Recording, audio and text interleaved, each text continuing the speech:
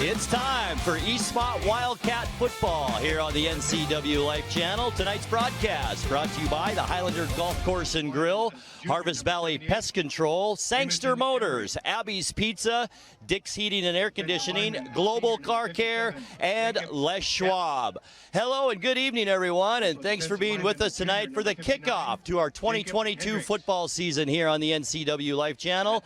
Tonight from Wildcat Stadium, it's the visiting Mead Panthers from Spokane taking on the homestanding Eastmont Wildcats. This is a stiff test for the Wildcats here to open their non-conference schedule, but it's a good Wildcat team as well. Mead last year finished 3-6 in the GSL, and they are led by their starting quarterback, who's super good. His last name is Danielson, and not only is he a second-team GSL quarterback in the league last year, he also runs a 4.42 40. So this kid's got some wheels. And I'll tell you what, this is really going to be a contrast of two offenses. Mead runs a wide-open pistol pro-type offense, while, of course, Eastmont, it's the wing T with a lot of motion and that kind of thing in the background for Eastmont. It's a running team, so we're going to see a running Eastmont team and a passing Mead Panther team. It should be a good one here tonight as Eastmont is led by Luke Gale, both Ruffin brothers, Adrian and Austin Ruffins, and of course Gunnar Peterson, who we are going to talk about a lot more tonight. We're going to take a break, and when we come back, Dan Kuntz had a chance to visit with Eastmont Wildcat head coach Michael Don earlier this week. We'll bring you that and much more from Wildcat Stadium as our coverage of Wildcat football continues here on the NCWLIFE Channel. Wide receiver for the Wildcats, a junior, number 4, Adrian Ruffins. Also, we were in Roseburg in the early 80s. Our oldest son, Dan, was a defensive back, a starter on that team. They set, in fact, became Oregon State champions, setting the first undefeated 14-0 season in Oregon's history. And a lot of people were losing jobs. Friends had left the community. It was a hard time. That football team and companies like Abby's kept that place alive and the community spirit alive. That's legendary. When you call Dick's Heating and Air Conditioning, you're calling on 35-plus years of experience in the Wenatchee Valley. Spending extra time in your home, you may have discovered an unwanted aroma. Stinky feet, pets, who knows what. Call Dick's today about installing their Train Clean Effects electronic air cleaner or a Rheem Halo ultraviolet air purifier. Either way, the air quality in your home will be improved. Proudly servicing all of North Central Washington, call 884-6444 today. Hi, my car's making a funny noise. Not a problem. We'll take care of you. Global Car Care's technicians are ASE Master Techs and well-versed in the more refined methods of vehicular diagnostics. Number 3 piston and rings have a slight loss of compression, down to 108 pounds. Your transmission is slipping. You're gonna need a service. Looks like you all set. These guys? They're good. Oh, and your spare is flat. Global Car Care, Wenatchee's top shop. Are you dealing with a pest or weed issue and you just don't know what to do? We use the best pest control methods approved for areas with kids and pets. Whether it's rats, mice, ants, or spiders, or something else altogether. We provide the coaching and solutions you're looking for. And you can know that your dollars are supporting a local, family-owned and operated business. Allow us to help you get back to living healthy and pest-free. Harvest Valley Pest Control. Welcome back. My guest today is the head football coach of the Eastmont Wildcats, entering his 8th season. Took over the program in 2015, a program that was low-key, it was wandering, and Coach Michael Don came in and said, we can do better, and he has since done better. What Coach Don has done over the last 7 years has been absolutely remarkable. A program that was kind of listless has now become one of the powers in the Columbia Basin Big Nine. Coach Michael Don of the Eastmont Wildcats, thanks for joining me, my friend. Thank you for having me. Before we get into the nuts and bolts of this year, let's talk about last year. Great year, 5-1 in league, 8-3 overall. Tough loss to Moses Lake, cost you the league championship, but a really good year last year for your ball club. Yeah, good year. Kids did a good job. They were able to overcome a lot of adversity with, constantly changing lineups with COVID and injuries and things like that. And it was good to see kids just every week step up and fill positions. You told me from day one when you took the job, this job is really between June and August when you get the kids in the weight room and you get them into the program, because you had to basically build the program from the ground up. That has paid off in spades, hasn't it?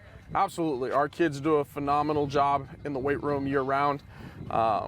We've got 50 guys in our 0-hour weight training class. We've got another 30-something in weight training classes during the school day. And, this year we have between 9 through 12, we have 130 kids out. And over the summer, we averaged over 100 kids a day in the weight room. So those kids really put in a lot of time. 130 is a sizable turnout, even for a school the size of Eastmont, because you hear, I don't want Johnny to play football, concussions and CTE and everything. Sell your program to the folks out there who have 7th and 8th graders. Say, hey, come out and play football in Eastmont. We feel like our program's about more than football. Our kids really band together, and they do a lot of things together. We feel like we got a pretty tight-knit group, and it's just only grown. So like this year, we only have 13 seniors in the program. COVID kind of hit a couple of those older grades, but we have 36 juniors and 38 sophomores out. So those numbers are huge.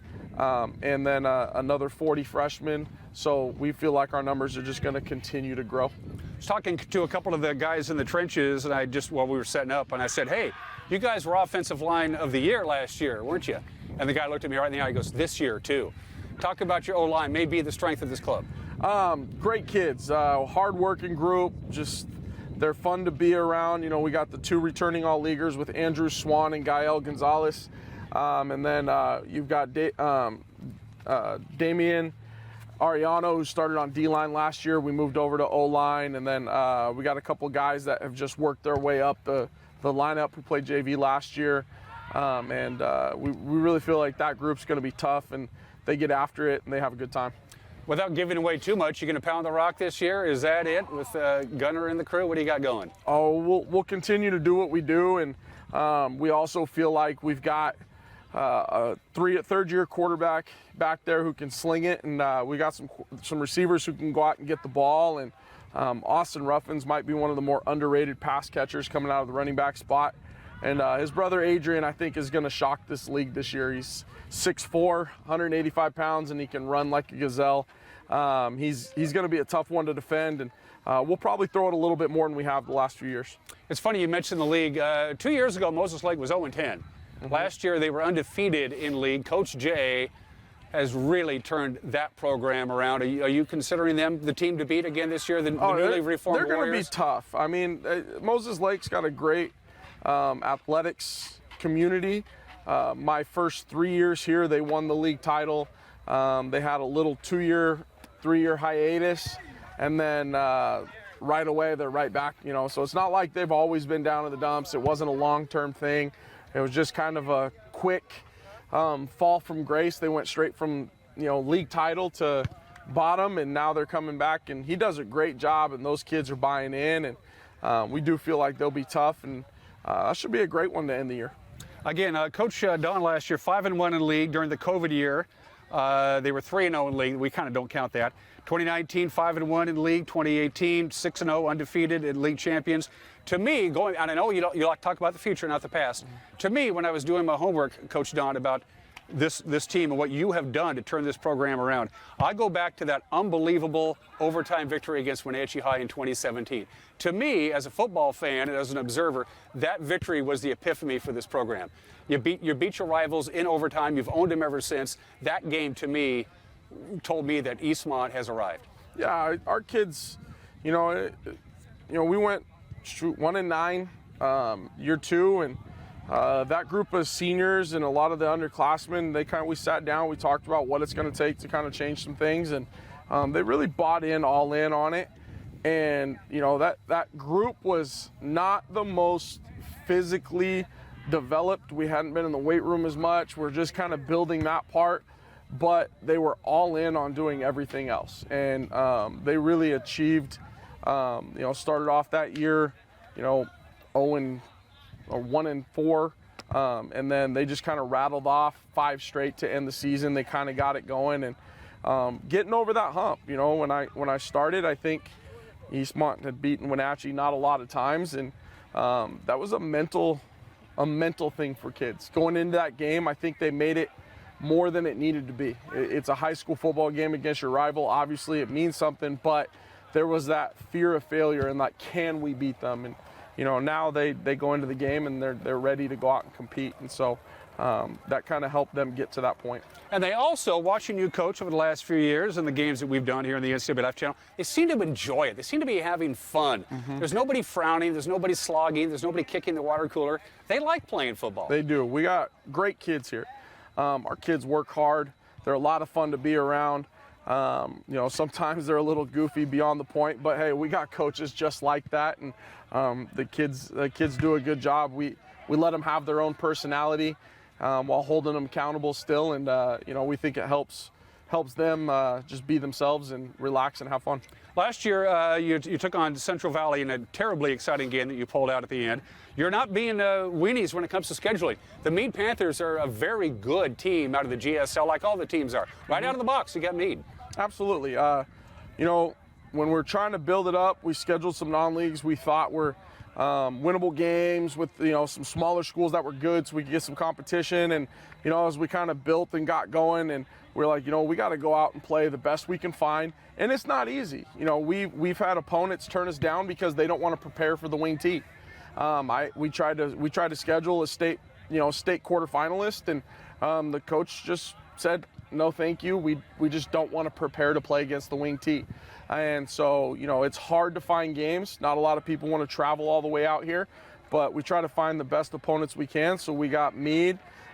Timberline was a 3A playoff team, and then we have Skyline, who, they're going to be solid. They got a couple of Division I kids on the perimeter, and they're well coached, and it'll be good. How does the scheduling work? I know you go. I mean, league schedule is league schedule. That's kind of out of your hands. But do you sit down with Russ Waterman and say, let's see if we can find A, B, and C on a 2-year cycle? We do. So we'll sit there and we get our league schedule. We see when we have our openings, obviously week 1 and 2, and then we're trying to find our this year it was week 7. And so we're just like, okay, who can we pick up and not travel too far? Try not to go to Vancouver or anything like that. But schedule teams and try to find teams that fit what we're trying to do. So we want to find good opponents. We want to challenge ourselves. I told Russ, we're to the point where I'd rather lose against a tough non-league opponent and earn our ranking at the end of the year than continue to go 9-1, 8-2, and get a 12, 13, 14, 15 seed. So we're going to go play the best teams we can find. Not always the best that we'd want to play. Sometimes we try to get something and it doesn't work out, but play solid opponents and challenge our kids so that when it comes playoff time, we're a little bit better tested. We'll wrap this up with Coach Don with a couple of quick questions. Speaking of the postseason, he mentioned that new format this year, folks. In the years past, the top 2 teams out of the Columbia Basin Big Nine automatically punched their ticket to state. They were one of the 16. Different format this year. You're now going into the pool with the Greater Spokane League and the Mid-Columbia Conference for playing games in Week 10 to punch your ticket to state. Does that change anything a great deal? No, I mean, it makes it to where you're basically going to the playoffs at that point. You're playing good opponents, so our top 4 teams from league make it.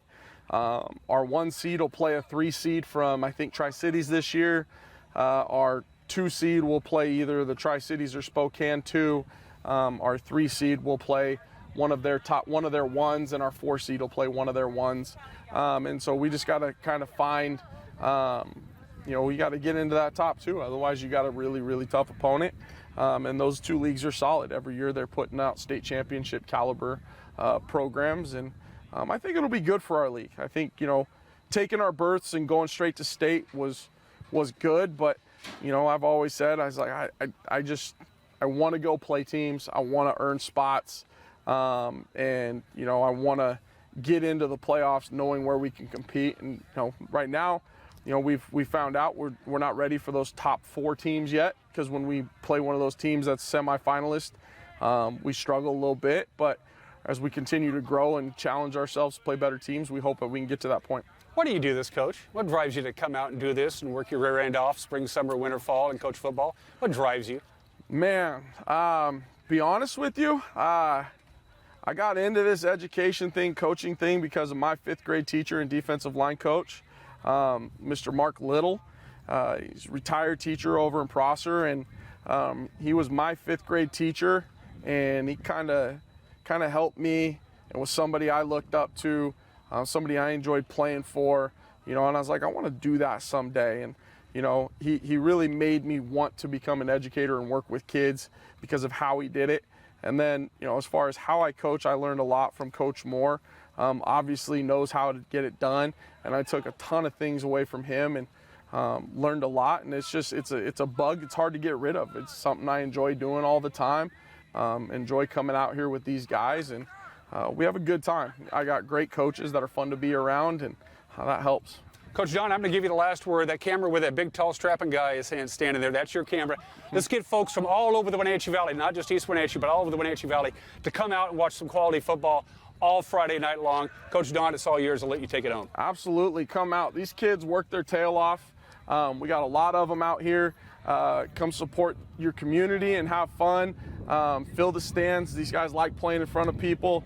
Whether you got a kid here or not, support. If you're an Eastmont alum, if you're a Wenatchee alum, you're welcome to come support us. We'd love to have some new fans.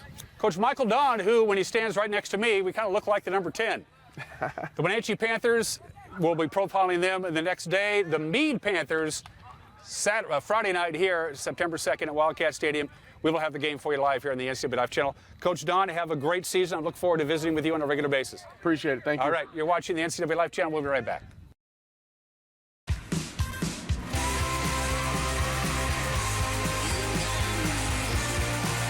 And joining me in the booth tonight, Eric Granstrom has been on vacation all week, is Eric Kuntz, Wenatchee Hall of Famer, Wenatchee High School Hall of Famer. It's great to have you. It's great to be here, Grant, once again, working with you and NCWLIFE Channel. We are in maybe the hottest booth in all of high school football tonight here at Eastmont High School. It's 94 outside and about 104 in this booth, so at least we're going to lose a little weight tonight in here, I think. But I mentioned Coach Mike Don. He's in his 8th year this year, a fantastic coach, and what he's done with this program over those 8 years is pretty impressive. Well, he's absolutely turned the program around. The boys are excited about coming out and playing football. You have a lot of kids turning out. You have the weight room's full every day. You have parents excited. You have the school excited. Everybody's excited. Everybody wants to play football. He gets the best athletes out here. He knows what to do. He hires a great staff, and he has actually turned the program completely around. And the kids have bought into what he's teaching them, that's for sure. They have been all for it. And I'll tell you, last year's team, 8-3, went all the way to the second round of the 4A state football playoffs. And there are a lot of returners on this team that's going to make Eastmont probably one of the favorites in the Big Nine this year. Yeah, probably them and Moses Lake. Right. Will probably be the two favorites, I imagine. Moses Lake's coming back strong again as usual. But, yeah, Eastmont, they've established themselves. Teams don't want to play them. And with the returning starters on offense and defense, they should be a pretty solid squad this year. Speaking of starters, let's take a look at tonight's starting lineup, brought to you by TC Slingers. We'll announce the offense for the Eastmont Wildcats. At tackle is Armando Farias. He's a junior, rather. Also, Andrew Swan, and he's a returner from last year, a senior guard. Gabriel Arizmendi, he is the center for the Wildcats, senior. A junior, Damian Arellano, he's a guard. And the other tackle is junior Ernesto Vila. And now the specialty players at wide receiver, Adrian Ruffins and Jackson West will handle the receiving duties. And at running back, the Wildcats are loaded with Gunnar Peterson, Austin Ruffins, and Colby King. And at quarterback, in his 3rd year as a starter, even though he's only a junior, is 6'5" Luke Gale. And I'm anxious to see how Luke has kind of progressed over this offseason. Well, he definitely looks bigger. He does look bigger. He's bigger. He looks like he's filled out a little bit more. Got to be much more comfortable. He's had a good arm on him, so maybe he can sling it around tonight. All right, Mead will kick off. Mead did win the toss, and they deferred to the second half. Quentin Pacheco will do the kicking for the Panthers out of the Greater Spokane League. And talked to my brother that lived in Spokane, and he said that the Spokesman Review had a pretty good article about this game, but they talked more about Eastmont than they did about Mead. So. Yep. Back deep for the Wildcats, Austin Ruffins and Colby King, as we are just about set to kick off our 2022 coverage of high school football. And here we go. Ball is in the air. Looks like it's Colby King from the far side of the field. Has an opening up the middle of the field. He hasn't been touched yet. 35-yard line and a nice saving tackle. That may have been the kicker that made that tackle, and I think it was Quentin Pacheco. And a nice run back there by Colby King. Yeah, that was a good return. It sure was. Right up the middle and made a couple of moves. And so just underway. Great to have you with us tonight on this smoky, hot night here in East Wenatchee as the Wildcats begin this one on offense. Pretty decent crowd have made the trip from Mead High School across the way. In the sun, I might add. That's got to be a little warm. And here's Luke Gale under center. We'll see a lot of that tonight in this wing tee. Gale, two-step drop back, goes quickly right side, but over the head of the intended receiver, Adrian Ruffins. The intended receiver for the Wildcats, Adrian Ruffins. That'll bring up 2nd down and 10 for the Wildcats.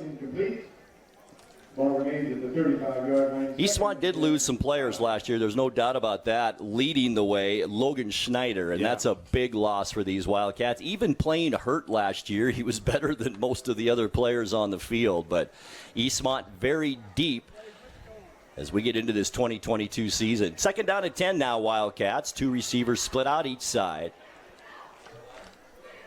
Gale again under center. Once again, 3rd-year starter as a junior. Handoff up the middle and a nice hole across the 40 up to the 41-yard line. And that was Gunnar Peterson. We're going to see a lot of him tonight. 6 yards on that carry for Peterson.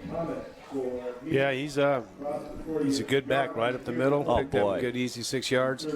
Also another player that's been playing since he was a freshman and now a junior. Yep. All right, 3rd down and a long 3 for the Wildcats.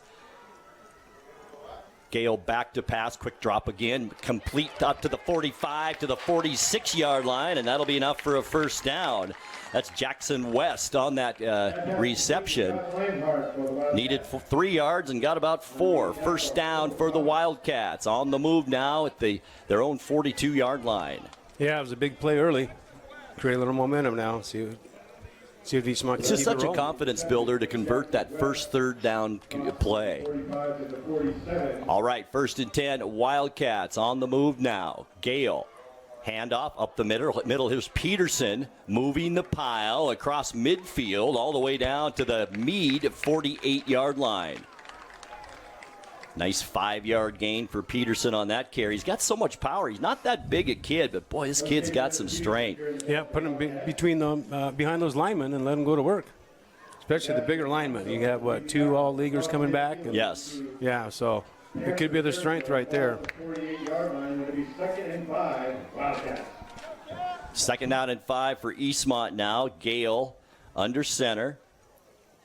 In motion, Colby King. Gale, lots of time to throw, and his arm got hit as he released that, and that's a dangerous play as it falls incomplete at about the 33-yard line.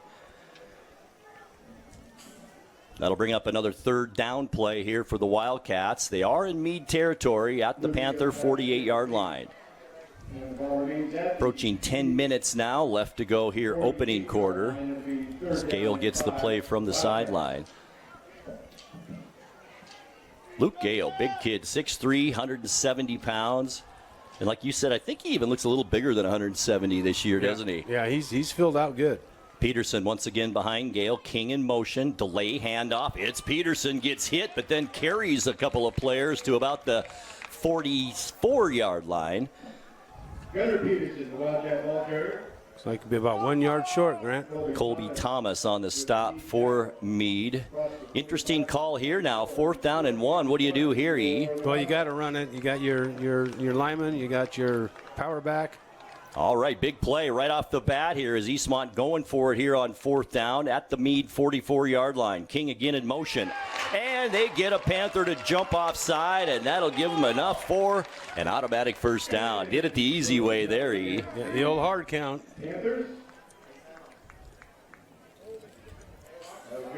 As the referee walks it off, that'll put the ball now at the Mead 39-yard line. This is a drive that began back at the Eastmont 35, so a nice sustained drive here. 9:36 on the clock left in the 1st quarter.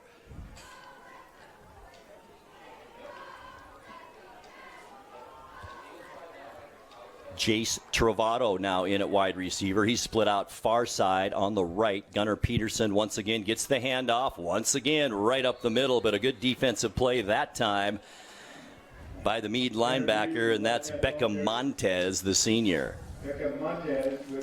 Second down and 9 after a gain of 1 for Peterson. Boy, he's going to be a workhorse tonight, Gunnar Peterson. Yeah, he's going to get the ball a lot. Would be second down and 9 for the Wildcats. Kind of just hoping all this sweating that we're doing, we're not going to like electrocute ourselves in here, folks. It is a hot booth. That's all I got to say. Yes, it is. Second down and 9 now, Wildcats trying to keep this drive alive. The ball's on the ground. I think Peterson, it kind of hit him in the hip, and then Luke Gale had to recover that, and that'll be a loss of about 3 yards, and that'll bring up now third down and 12. Yeah, we went right off his hip. I don't know if he missed the handoff or the back was out of timing. Or... And, it's the first game of the season. They haven't had a lot of practices under their belt. It could have been just a timing thing maybe here early in this season. All right, Gale brings the Wildcats back to the line of scrimmage. Once again, staying out there is Jace Travato, split out far right. On the left side is Jackson West. Colby King in motion now comes back to the slot area with Gunnar Peterson right behind Gale. Handoff. Peterson has a nice hole at the line of scrimmage across the 35, and a nice gain on third down. That'll bring up fourth again, though, but a nice gain of about 8 yards for Peterson on that carry. Nice job by that offensive line blowing open that hole. Yeah, now what are you going to do? 4th and 4. Are you going to do a hard count again, try to get Panthers to jump? I think this is territory you got to go for it now. Oh, yeah, you have to go for it. Do you think the Panther defense learned its lessons from the last one? Well, we'll see. Coach Stamp will probably go ballistic if they do it again, I'm guessing. Here we go, 4th down, quick pass out in the flat, and it's caught, and that will be a first down on the reception, Jackson West. Gain of 6 when the Panthers needed 5, and they keep this drive alive. Very impressive first drive of the season for the Wildcats. Yeah, just a quick out pattern, make good throw, good catch. Just like that last one, just enough to get her done. Plus, they're creeping up on 5 minutes in this possession, time of possession on this first drive. 1st and 10, Wildcats. Jackson West split out left side, back in there. Adrian Ruffins now, the starting wide receiver, split out far side right. King in motion, Gale back to pass, quick two-step drop fake, and we've got a flag. There might have been a little hold by the defensive back of Mead that time as Jackson West was streaking down that left sideline. We'll have to wait and see the call. Yeah, it was a pump and go, and I think the defensive back got fooled and grabbed him as he went by him. That pump and go works so many times, doesn't it? Yeah. And it is. Yeah, he was holding on defensive back. But yeah. So Eastmont's going to have even better field position as they go deeper now into Mead Panther territory. 2 costly penalties for the Panthers early in the game. Boy, that's right, especially that offside. Kept that 3rd down or 4th and 1. Yeah, it was a 4th and 1. Right. I wonder if they had a play called at all or just expected them. They didn't jump off, call timeout. So. 1st and 10, Eastmont at the Panther 18-yard line. Fake handoff, and now it's to Ruffins coming around from the right side. And out of bounds, it wasn't Ruffins, it was Austin Ruffins this time, his brother, and a nice gain all the way down to the 12-yard line. Flagged down on the far side of the field, though. So we'll see if this will stand. The referee is going to mark it at the 12. That's a 6-yard gain, as I said, if it stands. Usually that's some kind of movement on the line from that side of the field, isn't it, E? Yeah, maybe not enough people on the line of scrimmage. Well, the referee is talking to Eastmont, but he might be telling him what he did wrong there. Let's see the call. 6:59 left here in the first quarter. Quick moving so far, and we've got offsides against the Eastmont Wildcats. Can you get offsides on offense? It's a weird call, I guess. Well, someone's might be lining illegal up procedure. Well, they might be lined up in the. That could be too. Lined up in the neutral zone, an offensive lineman. That could be. That's an odd call. You don't see that very often. Yep. That penalty now takes the ball back to the Mead 23-yard line, and that'll bring up first down and 15 for the Wildcats. Because usually the receivers will ask the linesman over there, he's good, and he'll send it back if he's off. So Ruffin's in there. Also in there now, number 88, Matthew Bender at receiver. And this time, Gale gets hammered, fumbles the football, and Mead recovers at the 30-yard line. That was an untouched Mead defender, and I believe it was linebacker Beckham Montez, the senior for the Panthers, put the big hit on Luke Gale as Gale coughs up the football and turns it over to Mead. Yeah, that was a big hit. He didn't see him coming, couldn't get out of the way. Good hit. Oh. Well, Grant, we do not have a turnover. So what was the call there? Said the ground cannot cause a fumble, so he must have hit the ground with the ball, gotcha. And then the ball came loose. Gotcha. So no turnover, just a big sack. Well, that's fortunate for Eastmont, even though it is a 2nd and 22 now. The Eastmont Wildcats need to get all the way down to the 8-yard line, and Coach Don wants to talk it over. We'll take a timeout too. No score here. You don't have to be a member to enjoy the view and dine in style at Highlander Bar and Grill, located in East Wenatchee. Highlander Golf Course has added 2 state-of-the-art full-swing simulators. Food and drink service is available from our full-service bar and grill, offering breakfast, lunch, and dinner 7 days a week. Indoor and outdoor seating available. Call Shalane, our on-site coordinator, to schedule your special event.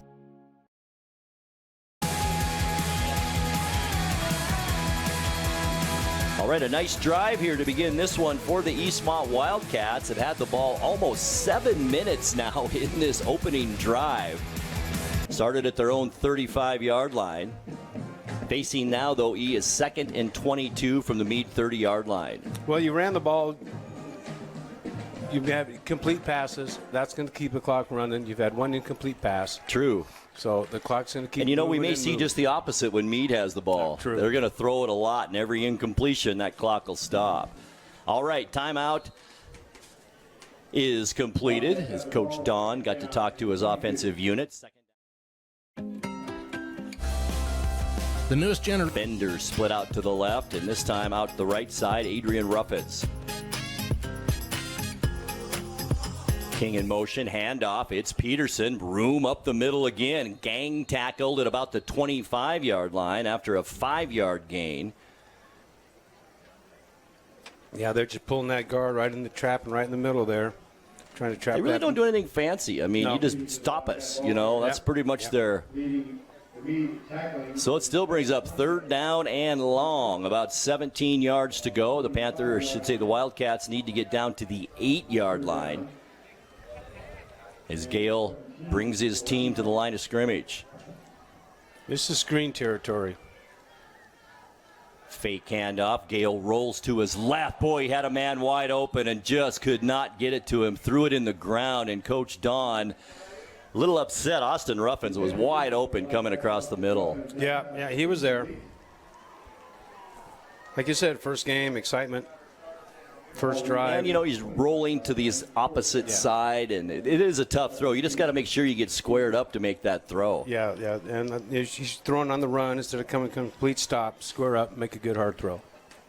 That brings up 4th down and 17 now. The ball at the Mead 25-yard line. Tall order now for the Wildcats, trying to pick up 17 and get that first down. Here we go. Gale under center. King in motion again. Fake handoff to Peterson. Gale looking over the middle. Has a receiver. It's not going to be enough for a first, but a nice catch out there by Jace Travato at the 11-yard line. That's a 14-yard gain that time for Eastmont, but they needed 17, and that'll turn it over on downs to the Mead Panthers. Boy, that's too bad. A nice drive that time for Eastmont. 12 plays and 7 minutes on that drive for the Wildcats, and they come up empty. Now it's the Mead Panthers' turn on offense as they begin with 5 minutes left to go here in this first quarter. Starting at their own 11-yard line. Once again, very talented quarterback, Colby Danielson in shotgun. First play, handoff, and it's a big hole right up the middle.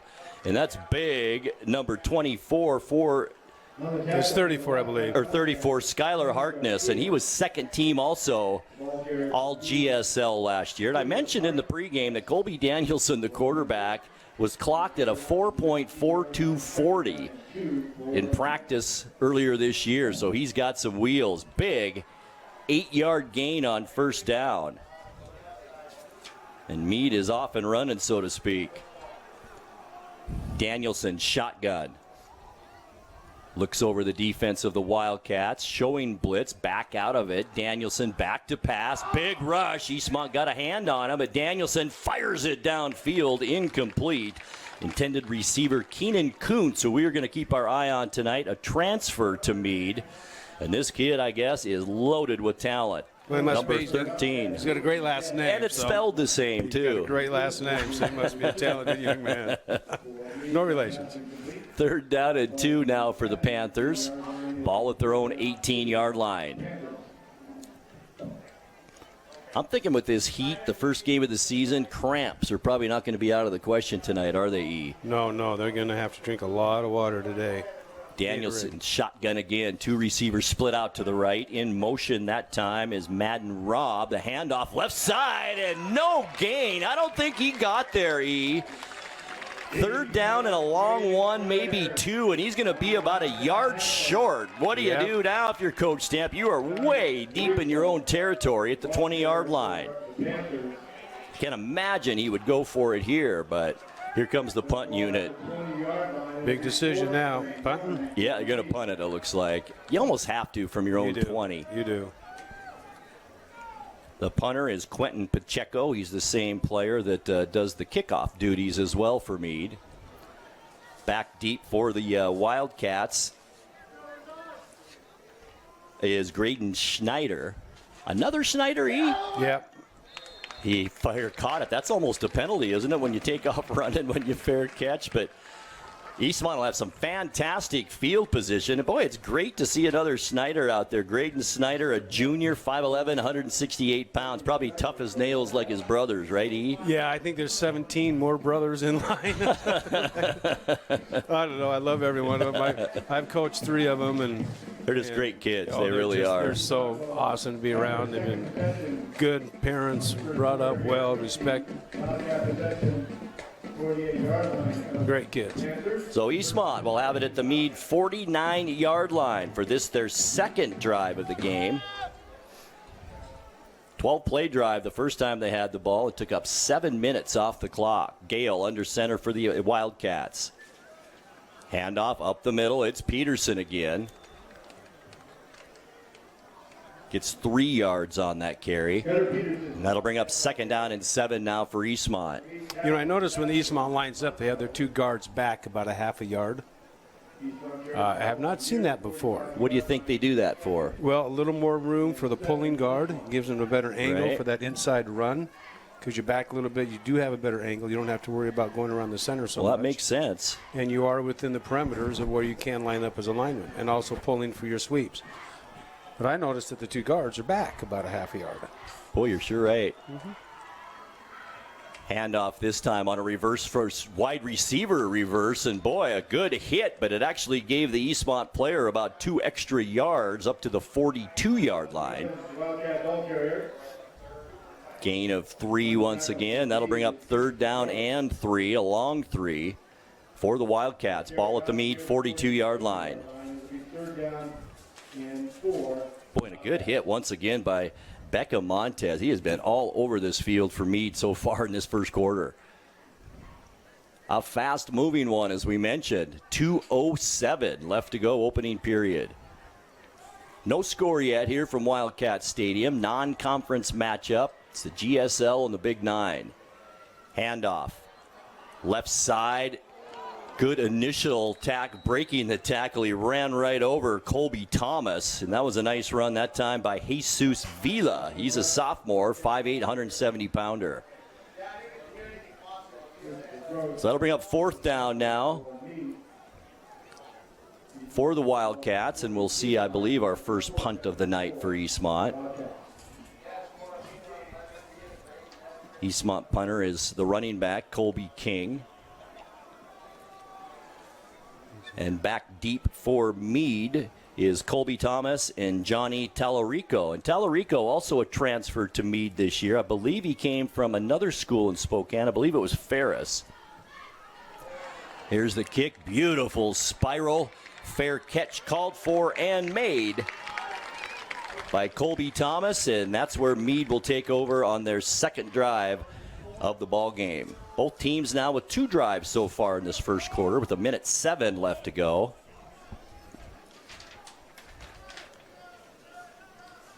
Mead hasn't had very good field position on their 2 drives from their own 11. And this drive will now begin at their own 14-yard line. 3 plays and out for Mead last time on a great defensive stop on 3rd down by the Wildcats. We'll see if they can do it again here. Colby Danielson, shotgun. We're going to see that all night long, and you got to keep your eye once again on Keenan Kuntz. Handoff right side, the big running back as he bowls over some Wildcats on his way to the sideline. We're talking about Skylar Harkness. And that was a nice run and gain up to about the 15-yard line, about the 13 actually, so a gain of 4. That Harkness is a load, isn't he, E? What's the size of him? Got him around 6 foot, 190. Boy, he looked bigger than that even. He does. All right, 2nd down and 8 for Mead. Ball on the 12-yard line. 2 receivers split way out to the outside as Danielson once again in shotgun.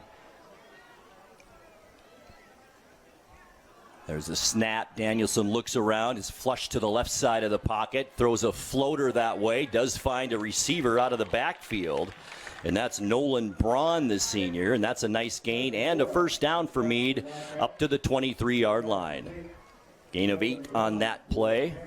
Danielson, I like the way he kind of plays the position. He's very calm out there, isn't he? Yeah, and both his rollouts have been to the left. Right. So he hasn't rolled out to his strong side yet. So, yeah, he seems to be pretty confident, quick. Like you said, pretty fast. 16 returning starters for the Mead Panthers. 9 on offense. So they have a lot of guys back from last year's squad. 1st and 10 at the 23-yard line. 2 receivers split right this time. Fake handoff up the middle. Screen is set up nicely as Danielson takes a shot. Running back still on his feet, going to switch directions, and then he gets hammered by a host of Wildcats at about the 28-yard line. After all that, it'll be a gain of about 6. Make it 5 on that play. Boy, Danielson took a shot as he let those defenders come through on the screen pass. Yeah, Eastmont read that well. That could have been a big play. 2nd down and 5 now for the Mead Panthers as the clock expires here in the first quarter. After 1, had a good one so far. No score. It's Eastmont nothing and Mead nothing. We're back to the field in 60 seconds. Stay with us. The road can be a crazy place. Uh-oh! That's why Les Schwab Tires fixes brakes, steering, and more. And those guys don't. Keep driving. I'm just glad Les Schwab puts my safety first, so I can backseat drive with confidence. Help maximize your mileage with a free safety check. Just swing by. Les Schwab Tires, celebrating 70 years of doing the right thing. The newest generation of GMC Sierra pickups offer the most advanced technology, the strongest selection of powertrain, and everything else you need to work hard, play hard, and explore the boundaries of the Wenatchee Valley and beyond. Take a look at the latest, most luxurious and durable trucks on the market. You will see why GMC is not your grandfather's pickup. You want to bet, kid?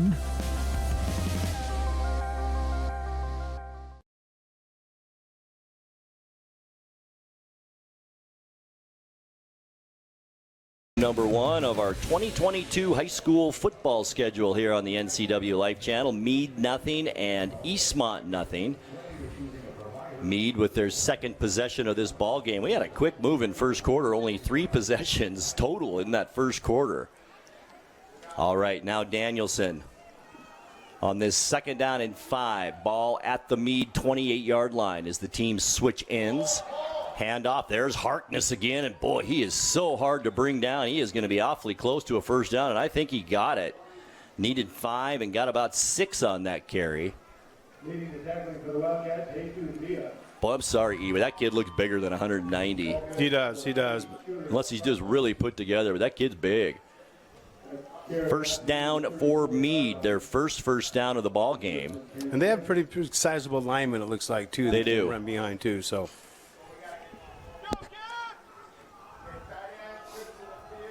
Once again, keep your eyes on that dangerous tight end, Keenan Kuntz. Here's Danielson, handoff right side. A good hit by the Wildcats on that carry is Colby Price. Leading the tackling for the Wildcats, Kelly Leonard. And the senior Kellen Leonard, who's played a lot of football here for Eastmont, the defensive end, the first player to make the hit. Connor Prazer, the defensive tackle, also in on that stop. They're both starters off last year's team. No gain on that play. Brings up 2nd down and 10 for Mead. Ball at their own 30 or 34-yard line. Max Workman split out right side for Mead. Once again, Danielson in shotgun, directing traffic. Nolan Braun now slides into the slot on the right side. And we've got a timeout called by the Mead Panthers. Head coach Keith Stamps. And what's cool about that, E, is Coach Stamps, a 1998 Mead graduate. So he went back to his hometown. He coached 18 years at other schools, and now he's back at his home school. I'm sure he loves that. I'm sure he does, too. So he didn't have a lot of time to work with this team. He had about a year and a half. He came in mid-year in 2020, lost a couple of games, and then went 3-6 last year on a shortened season. So now he's kind of building his own program that he's been there for a bit, and I think Mead will probably improve a lot in the GSL. Yeah, he seems to be a good coach. Seems to be well organized, and that's a great league over there, so I'm sure Mead will turn the program around. And what's interesting about the GSL is they have now included Cheney in the GSL, as well as Ridgeline, the new high school in Liberty Lake, also in the GSL. So you got 14 teams got a lot now? of teams. Yeah, they do. All right, timeout completed. 10:43 left to go, second quarter. Mead facing a 2nd down and 10. Danielson in shotgun. 4 receivers in this offensive set. Danielson, lots of time to throw it. He goes deep right side, has a guy wide open. Max Workman in for the touchdown. Mead Panthers. 66 yards on that pass and catch. Yeah, that was broken. That was a throw. He was wide open. Yeah, that was a broken play defensively, sure, for the Wildcats. No way the guy could have been that. Should have been that wide open. But yeah, it was a great throw, great catch. They completed they executed perfectly and jump up 6-0. Boy, big arm on Danielson. Yeah. We saw it right there. 10:33 left to go here in this second quarter, and Mead strikes first here at Wildcat Stadium. On for the point after, once again, Quentin Pacheco does all the kicking for Mead. The kick is up, and it's good. 10:33 left to go here, second quarter. It's Mead 7 and Eastmont nothing. We're back to Wildcat Stadium in 30 seconds. We were in Roseburg in the early 80s. Our oldest son, Dan, was a defensive back, a starter on that team. They in fact, became Oregon State champions, setting the first undefeated 14-0 season in Oregon's history. And our kids still talk about that. I go back now, too, and I think about all those great days and great times. The neat thing is that we can go back in today and still enjoy the same quality food that we enjoyed 50 years ago. That's legendary.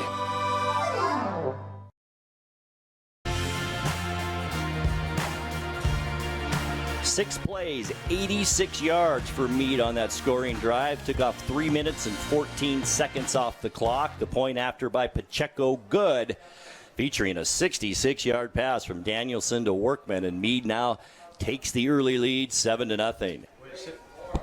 We send out four receivers, and Either man forgot his man or went to the wrong spot. It definitely looked like broken coverage. There wasn't even play action on that play, which was Danielson at shotgun. All right, Pacheco. Quentin Pacheco will kick off for Mead. Back deep is Austin Ruffins and Colby King for Eastmont. Quick strike Mead, and I think that's going to be their MO throughout this GSL season to our east. And here's Pacheco with the kickoff. High end-over-end kick taken at the 2-yard line by Colby King up to the 20, the 25, and just gets tripped up at about the 30-yard line. They're going to mark it at the 29.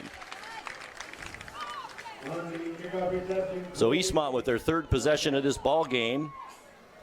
10:27 left to go in the second quarter, rather. They've been able to move it. A couple of penalties have hurt them, and big sack. So, yeah, the Wildcats just need to get back in the groove again, get back in the momentum, eat clock, come back and score a touchdown. Luke Gale under center. Won't see much shotgun from Eastmont, considering they run the wing T. Handoff is up the middle. Stutter stepping his way to about the 33-yard line.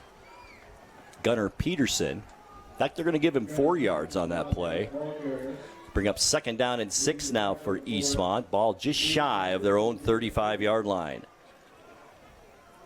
Great to have you along tonight. As I mentioned, a lot hazier and smokier than what we're seeing now. Boy, today we were just socked in pretty much all day, but it has cleared up a little bit tonight, but it is still a warm one here in the Wenatchee area.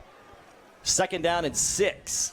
9:46 left to go first half. Eastmont facing that 2nd down. Gale back to pass over the middle. Had a receiver. Just a little bit late getting it to him.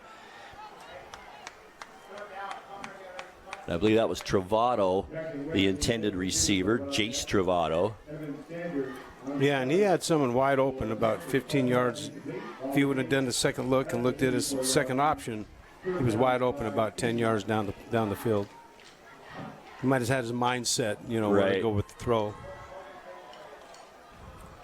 So Eastmont kind of stalling out now on offense. 5 of their last plays have gone for about 9 yards. In motion, Austin Ruffins comes back to the slot area as Gale under center. Gunnar Peterson behind him. There's Ruffins in motion. Peterson the handoff, jukes his way through the line of scrimmage and gains about 3 yards on that carry. That's going to bring out 4th down and 1. So we'll give Peterson 5 on that carry. And here comes the punting unit for the Wildcats.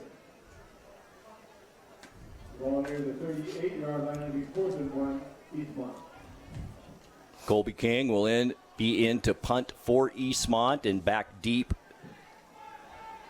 is Colby Thomas and Johnny Tallarico for Mead. Boy, they're not back very far. I think they're not really buying the fact that he's going to punt it, do you? Here it goes. They were safe. And it was an end-over-end kick caught at the 33-yard line. Smart play there, because an end-over-end kick, that's going to get a good roll, and he stopped that from happening, and Mead will now have the ball at their own 33-yard line. 8:49 left to go here. Opening half. Great to have you along. It's Mead 7 and Eastmont nothing. Mead has the ball at their own 37-yard line. 6 plays, 86 yards on the last possession on a 66-yard touchdown. So we'll see if the Eastmont can defend a little bit better here on this possession. Danielson shotgun. Hands it off to the big running back, Harkness. And boy, he had lots of room to run right at the point of attack. It's past the 40, up to about the 43-yard line. That'll be a 5-yard gain. Boy, Harkness, it just seems like he can run a little bit, fall forward, and he gets 5 yards. Yeah, and he hesitated just right, made a nice cut, picked up 5 yards. I like the patient running backs. You let your line do their job and open the hole for you. You don't want to get ahead of them. Yeah, and he's a senior, so he's probably experienced. He's probably second team all GSL last year, okay. Yeah. I can see it. 2nd and 5, 8:13 left second quarter. Ball at the Mead 43-yard line. Eastmont down by 7. Trips right this side. This time, that's 3 receivers on the right side. Danielson looks left side under pressure. Almost picked off, and boy, it should have been picked off. Peyton Guest for Eastmont back on that coverage and got a hand on it and broke up that play. Yeah, he was on him all the way. That was a good defensive play there. The receiver actually became the defender there on that throw, but so. Danielson under a lot of pressure, and that's what Eastmont really has to do to this quarterback, is get in his face tonight. Yeah, I wouldn't think they don't want him just sit back in the pocket and just pick him apart. So we already saw he's got a pretty big arm. Yeah, they definitely want to put some pressure on him. All right, big third down coming up right now, especially for the Eastmont defense, down 7-0.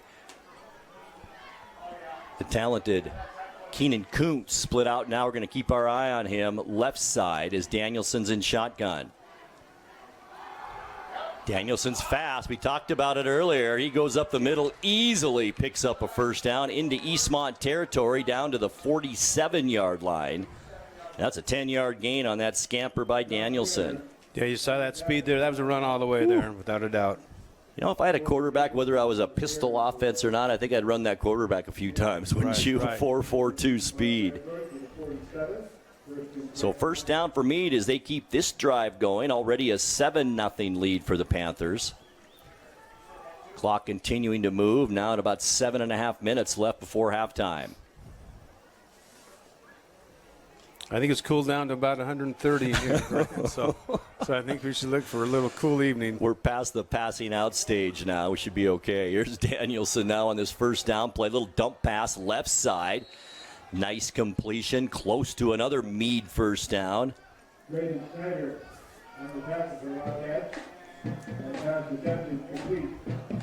that'll be a gain of about 9 on that pass play. That was a Mitchell Holiday. Boy, Mead runs in a lot of players in and out of there, don't they? Yes, they do. Danielson now trots into the huddle from the sideline, getting the play from Coach Keith Stamps. On this 2nd down and 2 now for Mead. 3 receivers in the set. Danielson, shotgun. Eastmont showing blitz, corner blitz possibly, as they back out of it now. Danielson under pressure, skips away from it, and he's going to get a first down as he is pushed out of bounds at the Eastmont 44-yard line. 5-yard pickup on that play, just enough. And there's that speed again. Well, pretty elusive too. I mean, they had 2 Wildcats right on him. He's quick. Yep. What's Danielson's size?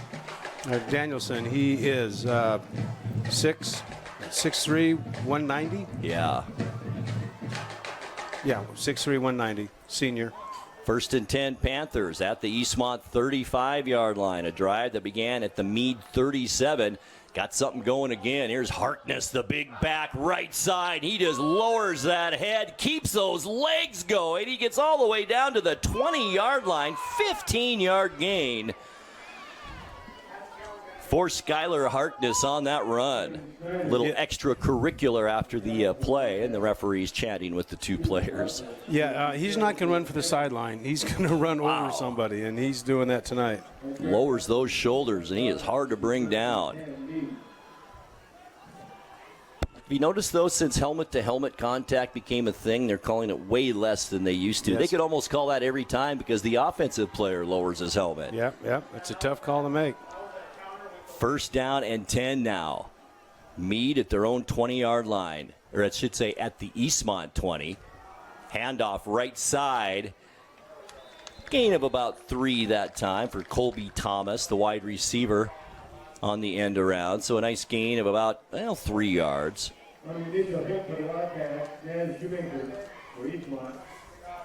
That'll bring up 2nd down and 7 now for Mead with 6:19 left to go, 2nd quarter. Mead on top, 7-0. And driving. And driving is right.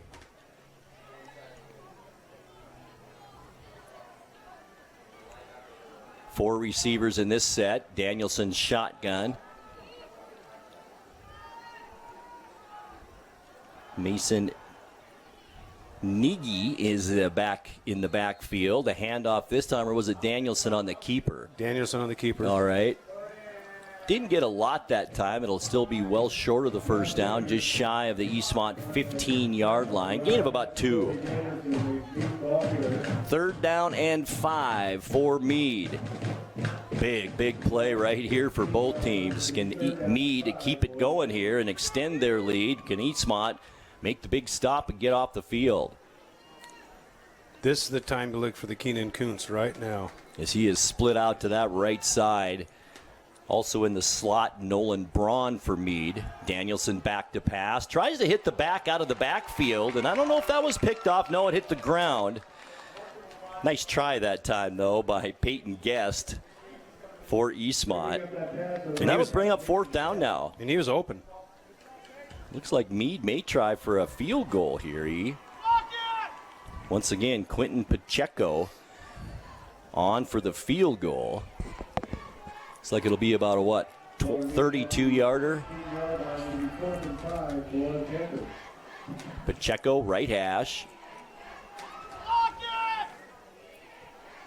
32-yard attempt here for Mead with the 7-0 lead, trying to extend that. Here's the kick, and it was blocked by a Wildcat. I believe that's Peyton Guest, the quarterback. It was.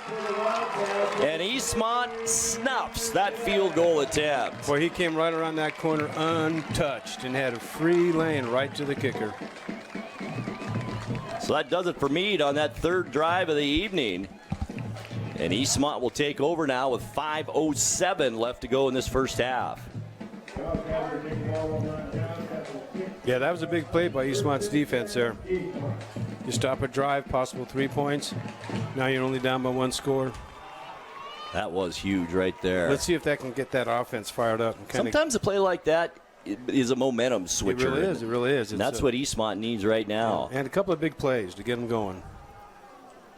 All right, 1st and 10, Wildcats. Ball at their own 16-yard line.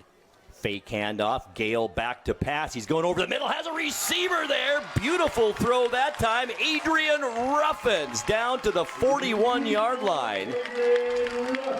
And that's 25 yards on that pitch and catch from Gale to Adrian Ruffins. And that was a nice throw by Luke Gale. Yeah, that was a beautiful toss. Beautiful toss right across the middle. Hit him right in the chest. Great catch. Great execution. Just what the Wildcats needed. Well, and it gives a lot of confidence to Gale, too, that he can make that throw. He's had a couple that weren't the greatest so far tonight, but that one was right on the money. And his only other 3 completions have been short passes. That's right. A 3-yarder, a 5-yarder. Eastmont, 1st and 10 at their own 42 now.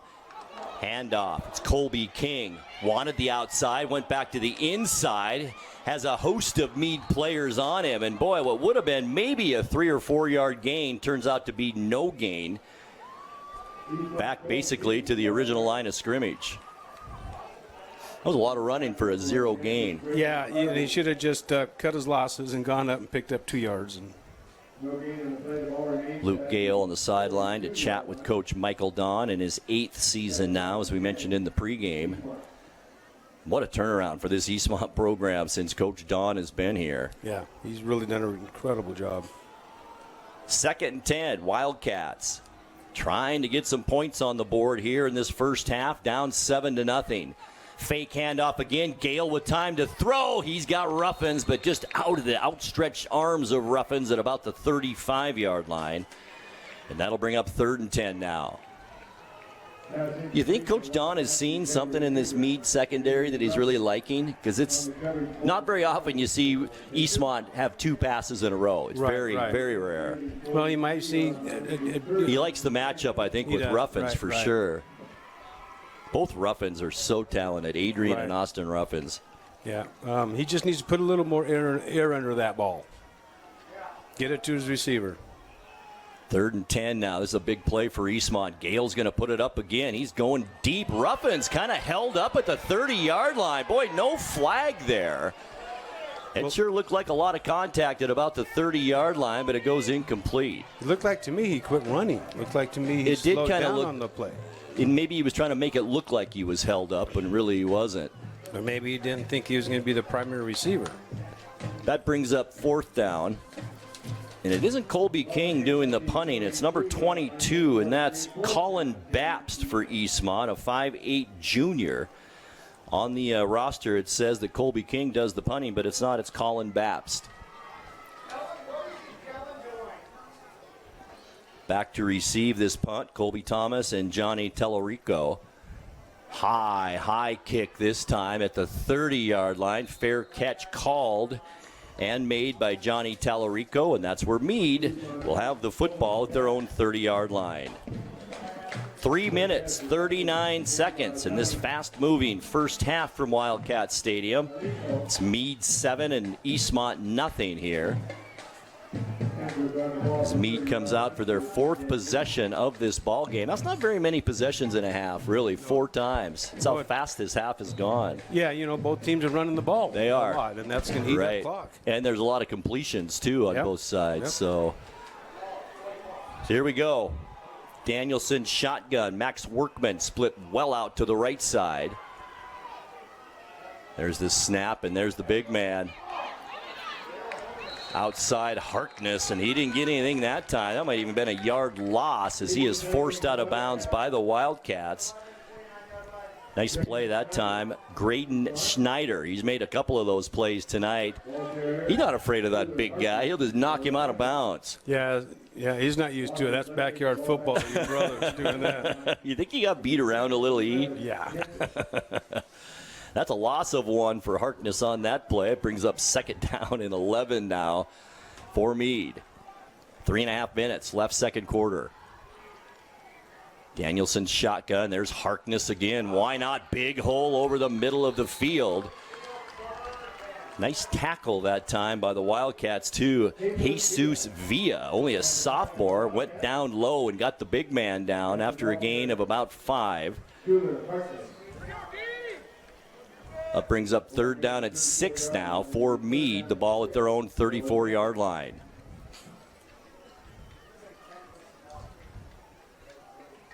Clock approaching 3 minutes now left in the second quarter. Wenatchee Panthers also in action tonight, playing a very tough Skyline team on the road tonight. Boy, a good test for Wenatchee tonight. Here's the fake handoff, play action pass. Receiver open it first, and then he's wrestled down at a nice play short of the first down at the 38-yard line. That'll be about 2 yards short of the first. Gain of 5 once again. I believe Colby Thomas was the receiver on that play. 4th down and 2, and it looks like Mead's going to go for it here, E. Let's see if they do the hard count to kind of see if Wildcats jump off. If not, it's going to be harnessed. Gutsy call from their own 38-yard line. Danielson in shotgun. Yep. He's going to try and lure him off. You're right, E. Yeah, he's hard counting right now, and he's not jumping. Even leaning forward a little bit. Timeout. Yep. And I think that'll force a punt for Mead. That's good discipline by Eastmont. It really defense. is. It really is. And that was a big stop by Eastmont. They're now got about 2 minutes to maybe get down the field and get some points on the board. That was a nice defensive stand for the Wildcats. Yeah, and if Mead was smart, they'd punt it down there and play defense the last 2 minutes of the half. And interesting enough, we saw a lot of passing on that last possession by Eastmont. Will we this time? They've had some success with that wing T running the football. Peterson's had a decent first half, but I think Eastmont's almost thrown it as much as they've run it here in this half, haven't they? Yeah, it's like you said, it's kind of different for Eastmont to throw it as much as they are. It really is. Gale, he's got a great arm, and I think they're just seeing what can he do on those 15-yard pass patterns. Right. He hit one right down the middle, perfect pass, the one out to the outside. He threw it low and didn't have enough juice on it. So I think they're just seeing what pass plays that he can be most successful at. Right. But, yeah, he's throwing the ball a lot more than I thought. Boy, I remember the day he came in at quarterback as a freshman. He took the place of Oscar Trevillo. Remember him? Oh, yeah. Good running back, quarterback. All right, the punter, Quentin Pacheco, on for Mead. Back deep is Graydon Schneider for the Wildcats, and watch out for him. Pacheco, the kick. It's a short one. A flag comes flying in at an odd place, and the ball is touchdown dead at the 32-yard line. Let's check this flag.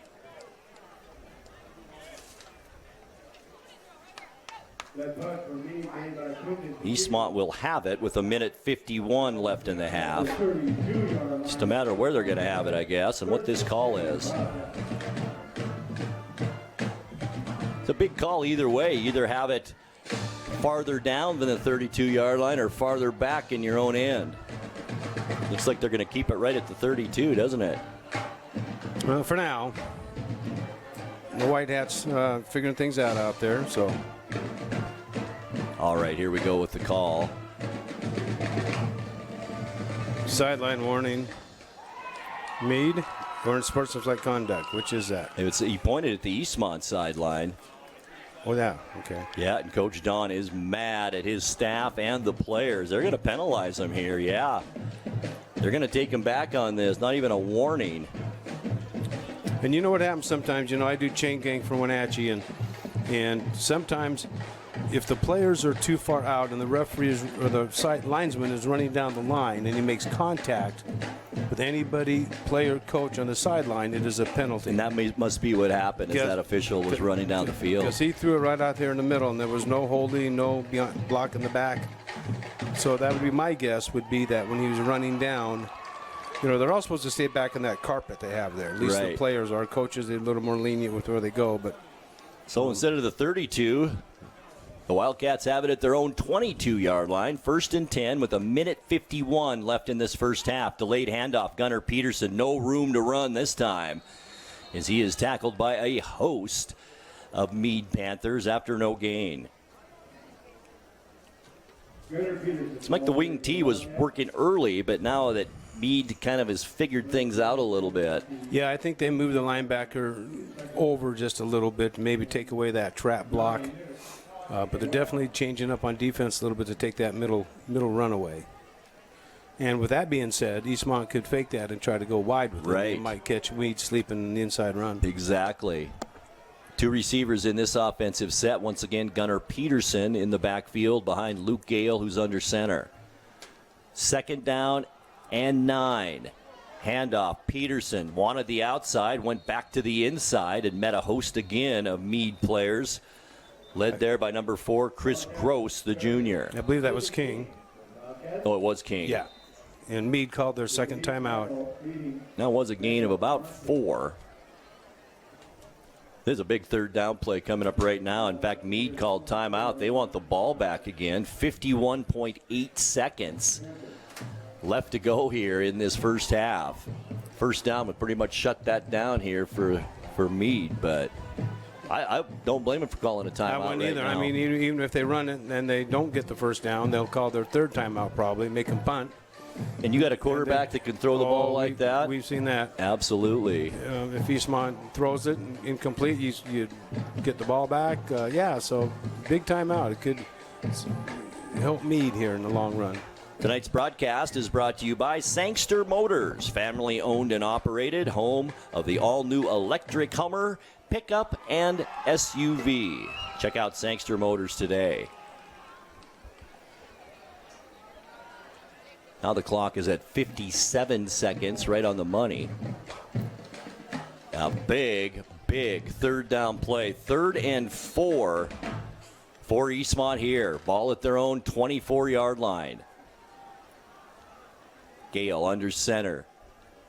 Looks right side. He looked right the whole way. Ruffins kind of knocked off his route that time. Good coverage by Colby Price, the defensive back for Mead, and that brings up 4th down. Yeah, that pump and go didn't work that time. He was might have been anticipating it, but it was a good defensive play. There's a little contact, but boy, it only took 6 seconds off the clock as the punting unit comes out for Eastmont.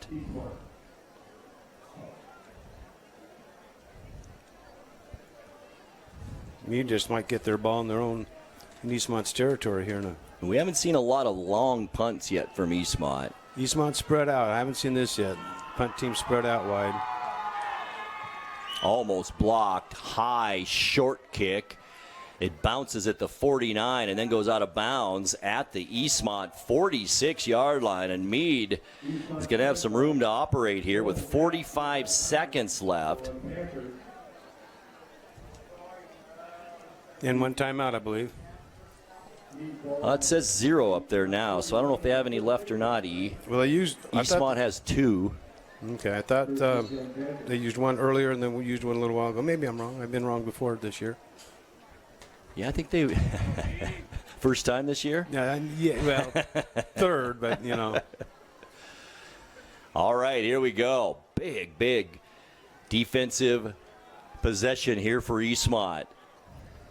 1st and 10 at the Wildcat 46-yard line. Danielson, shotgun, all kinds of time back there. He can run, remember, scrambles out of the pocket, then heads up the sideline and ends up with a nice gain, I believe, all the way down to the 31-yard line. 15 yards on that run for Danielson. This kid's got a future, maybe even past high school. Just the way he kind of conducts himself out there. He's got the size, probably will get a little bit bigger, over 200 pounds, good height to him, and all that speed. He's hard to tackle. He really is.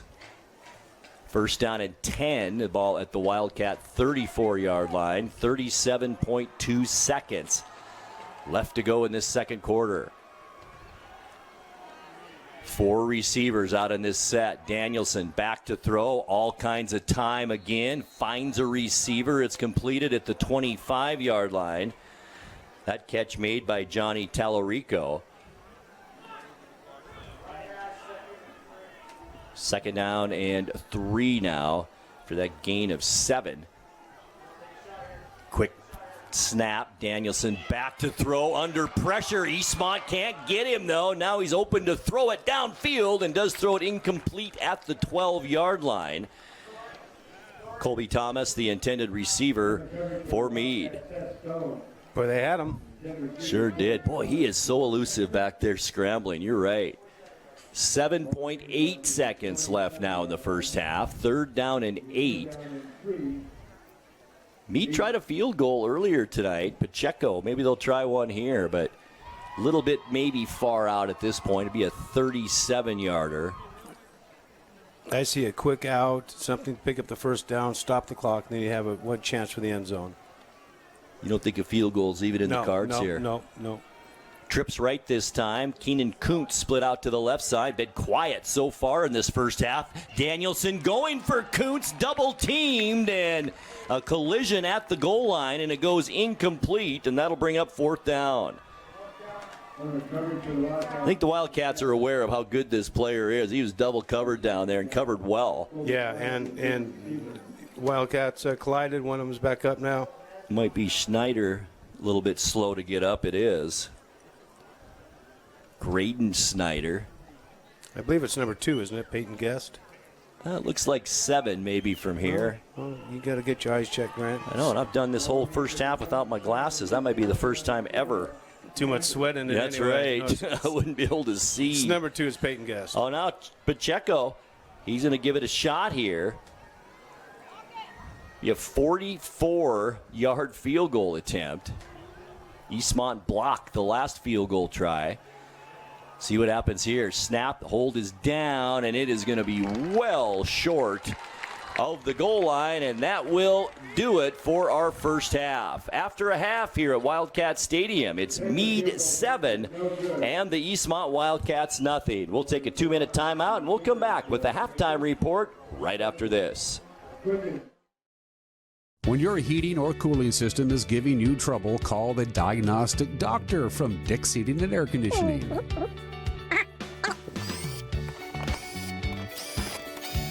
Here's the culprit right here. All joking aside, when you call Dick's, you're calling 35 years of experience at customer service right here in the Wenatchee Valley.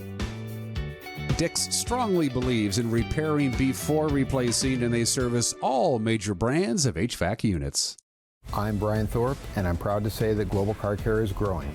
We always do the right thing, and because of that, we're busy, and it's time to hire an experienced automotive technician. We spend as much time with our coworkers as we do our own family. I want them to understand they're not a number here.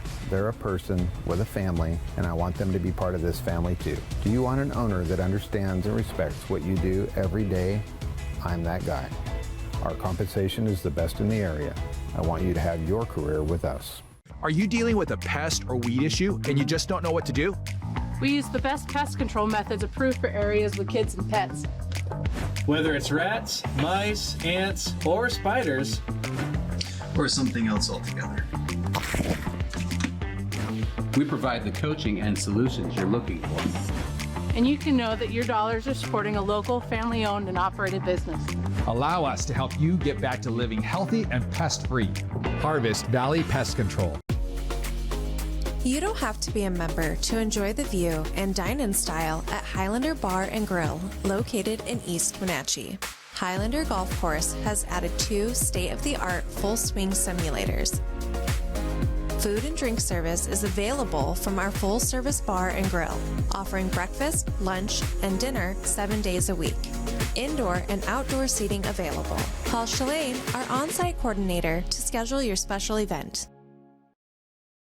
Back at the booth at Wildcat Stadium, we're at halftime, and our halftime score is Eastmont 0 and the Mead Panthers 7. It's been a defensive first half. I guess there's no other way to put it. Mead has shown glimpses of greatness on offense, and then a couple of missed field goals, a blocked field goal, and a missed field goal. So Mead has had their chances in Eastmont territory. They just haven't been able to capitalize. Yeah, they've been able to move the ball in between, the stripes. They move down a ways. They haven't just got that one big play. But yeah, they've moved the ball successfully. Eastmont, on the other hand, they had that one great drive beginning of the game, and they kind of stalled out after that drive. They moved the ball well. 3 easy completions, moved the ball down with a good running game, and Mead kind of stepped the game up in that second quarter defensively. Well, other than that first drive that you talked about, that was 12 plays, 7-minute drive for Eastmont to open this ball game, and they turned it over on downs. And since that, their longest drive, 4 plays for Eastmont in that first half. So got to give Mead's defense some credit there as well. Yeah, I think they tightened up the linebackers, brought in a little bit. Didn't think Eastmont had much of an outside running game, took away the inside running game after this first quarter, and it's been successful for the Mead Panthers right now. Well, so far, the only scoring drive was the second possession in the first quarter for Mead. That was 6 plays, 86 yards, highlighted by a 66-yard touchdown pass from quarterback Colby Danielson to the receiver, Max Workman.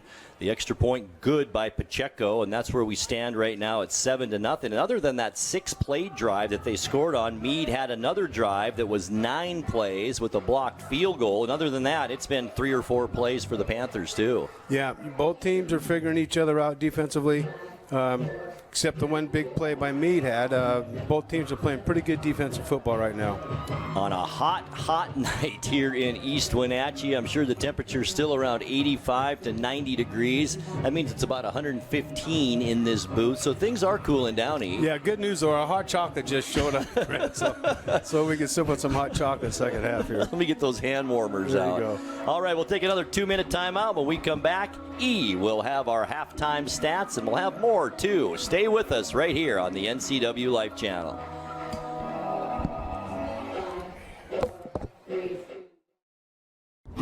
The road can be a crazy place. Uh-oh! That's why Les Schwab Tires fixes brakes, steering, and more. And those guys don't. Keep driving. I'm just glad Les Schwab puts my safety first, so I can backseat drive with confidence. Help maximize your mileage with a free safety check. Just swing by.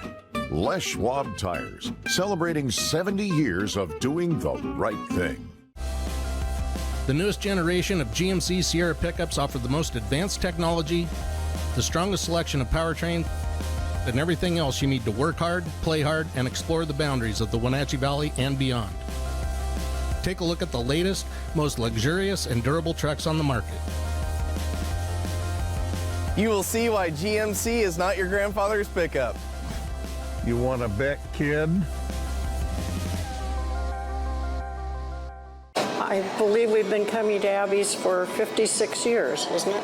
Yes, yeah. 56 years. Remembering all the events as a family and a community that we spent at Abby's. Excellent and delicious food at an affordable price. We're delighted that we live close enough to be able to be a frequent customer. And we are. And we are. In fact, we've got orders to bring home a giant pizza when we leave here tonight. When your heating or cooling system is giving you trouble, call the diagnostic doctor from Dick's Heating and Air Conditioning.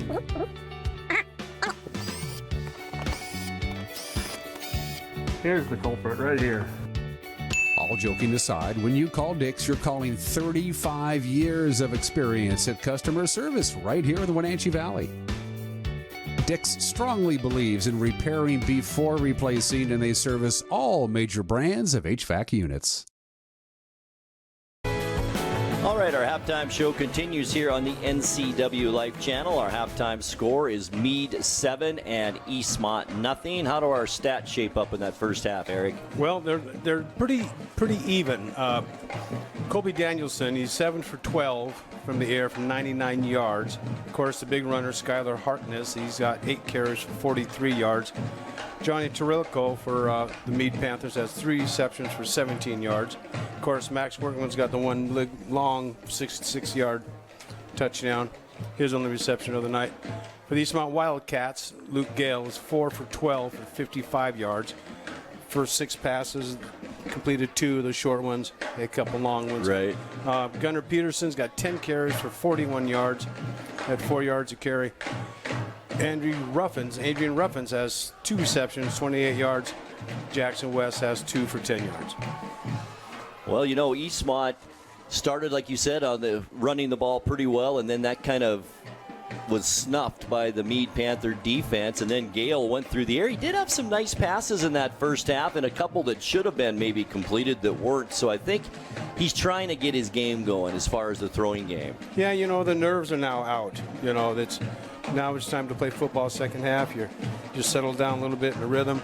Coaches, you know, see what happens first half and make adjustments at halftime to the second half. I see Eastmont doing more shorter passing games, perhaps slants in the middle, something that's not so deep to give him less time in the pocket. So if there's any kind of rush, it won't get to him, and he can get rid of that ball quick and get that ball out, get it to receiver, keep a drive alive. And I think as far as Mead goes on offense, are they going to open things up with Danielson, do you think, here in the second half? What stood out to me about your stats, he had 99 yards passing, but 66 of those was on one play. So Eastmont held him to 33 yards other than that long pass play. So that's pretty good for the Eastmont defense. Yeah, it is also about Mr. Danielson. He's had 3 carries for 33 yards. I'll tell you, if I was the coach of this team, I would have this kid run more than that. He can really move out there. So he's averaging 10 yards a carry. You know, I think one was a planned run, the other 2 were scrambles. But I think what Mead does is they stay with the running game. They continue passing what they can. And I see them going deep a couple more times because I think with they get the 4 out like that, I think they have the advantage on the 4 receivers against the 4 defenders against Eastmont. So I see them going more 4 wide and possibly going deep a couple more times this half. And you know football, to make that work, they have to have Harkness running the football. That opens up the passing game. So they need him to get some nice gains to kind of keep those linebackers honest and the defensive backs. If Harkness runs on them, that'll open things up for Danielson. Yeah, what'll happen is the safeties will creep in just a little bit to help stop the run. They'll go on that play action. He'll fake the handoff to Harkness. If the safeties take 1 to 2 steps in, that could be all it takes for a Kuntz or a Workman to get behind them and create a big play for the Panthers. So I think Mead's plan is just keep doing with it. If it ain't broke, don't fix it. Keep running the ball. Keep taking advantage of the pass plays when they're there for you. And an interesting schedule coming up for the Eastmont Wildcats. After tonight's game, they travel to South Sound Stadium to take on Timberline next Friday night, the Wildcats. And then the first game of the season, it's the Bridge of Sportsmanship game right here at Eastmont High School against Wenatchee. That's on September 16th. And another game I'm kind of looking ahead to is Skyline also comes here to play Eastmont. That's coming up on October 15th. That will be a very interesting game. It's a 3 o'clock kickoff. And I'm guessing it's on a Saturday here at Eastmont High School, 10:15. Also, the final game of the season, Moses Lake High School at Moses Lake. You mentioned that they're going to have a good team this year, and that could actually be for all the marbles in the Big Nine, the final game of the season. So a very interesting and a pretty tough schedule coming up for Eastmont. Yeah, you know, Coach Don, I watched his interview the other day, and he said he wants to play good competition. His non-league games, he wanted to be tough. He goes, he wants to play good, solid competition, and that's exactly what's going to happen to him. So yeah, that Moses Lake game Eastmont Moses at the end of the year, that could be for the league championship. And the Bridge of Sportsmanship game coming up on the 16th is kind of an unknown because we're not sure how good Wenatchee is going to be this year. We knew what Eastmont was having coming back. Wenatchee, plenty of guys coming back, including their quarterback, but just how good is Wenatchee going to be this year? Well, they got a lot. They had to play a lot of guys last year because they had to. A lot of sophomores played last year, so they got the experience. Hopefully the juniors and seniors will step up. I know they're frustrated with the last few games against Eastmont. So I see Coach Devereaux getting his boys fired up. He's got 2 really tough games with Skyline and Mount Baker, and then the Eastmont game. So they'll learn a lot those first 2 games. And then I think the Wenatchee Eastmont game, of course, our rivalry is just unbeatable. There's no other atmosphere like it. No. Not around here, that's for sure. All right, we'll take another 2-minute timeout. We'll come back and we'll have the kick for the second half of the opening night of football here on the NCWLIFE Channel. Our score, it's Mead 7 and Eastmont nothing. We'll be back after this. I'm Brian Thorpe, and I'm proud to say that Global Car Care is growing.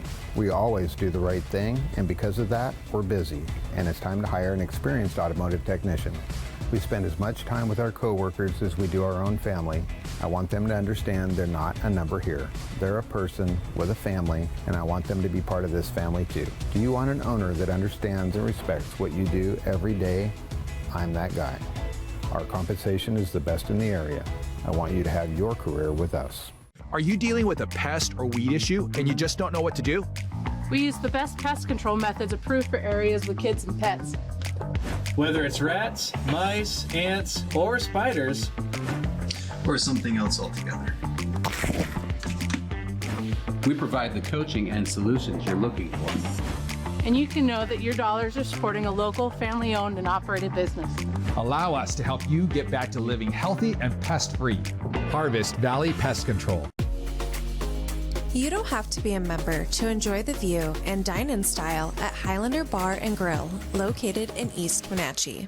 Highlander Golf Course has added 2 state-of-the-art full swing simulators. Food and drink service is available from our full-service bar and grill, offering breakfast, lunch, and dinner 7 days a week. Indoor and outdoor seating available. Call Shalane, our on-site coordinator, to schedule your special event. The road can be a crazy place. Uh-oh! That's why Les Schwab Tires fixes brakes, steering, and more. And those guys don't. Keep driving. I'm just glad Les Schwab puts my safety first, so I can backseat drive with confidence. Help maximize your mileage with a free safety check. Just swing by.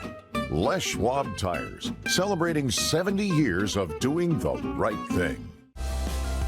The newest generation of GMC Sierra pickups offer the most advanced technology, the strongest selection of powertrain, and everything else you need to work hard, play hard, and explore the boundaries of the Wenatchee Valley and beyond.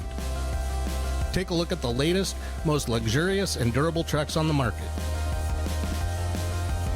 You will see why GMC is not your grandfather's pickup. You want to bet, kid? We were in Roseburg in the early 80s. Our oldest son, Dan, was a defensive back, a starter on that team. They in fact, became Oregon State champions, setting the first undefeated 14-0 season in Oregon's history. And a lot of people were losing jobs. Friends had left the community. It was a hard time. That football team and companies like Abby's kept that place alive and the community spirit alive. That's legendary.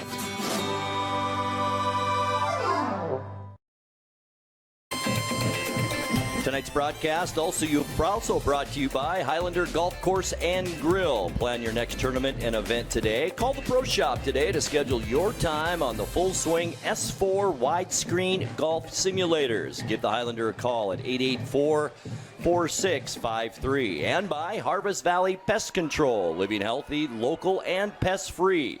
You can rest assured with Harvest Valley Pest Control that they're using kid and pet-safe material around your home or office. Call Harvest Valley Pest Control today for your free estimate at 423-2207. Just about set for the kickoff here for the second half. Mead leads this one 7-0, and Mead will get the football here to start this second half.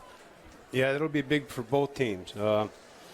If Eastmont can come up to it and stop them, get the ball back, they could get momentum. Mead, they could go.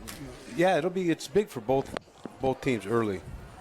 I think this is kind of a momentum setter here in this first drive. I really do. I agree with you. Trying to clean my glasses off, but my shirt's so wet I can't do it. As we mentioned, Eastmont will kick off here to start this second half.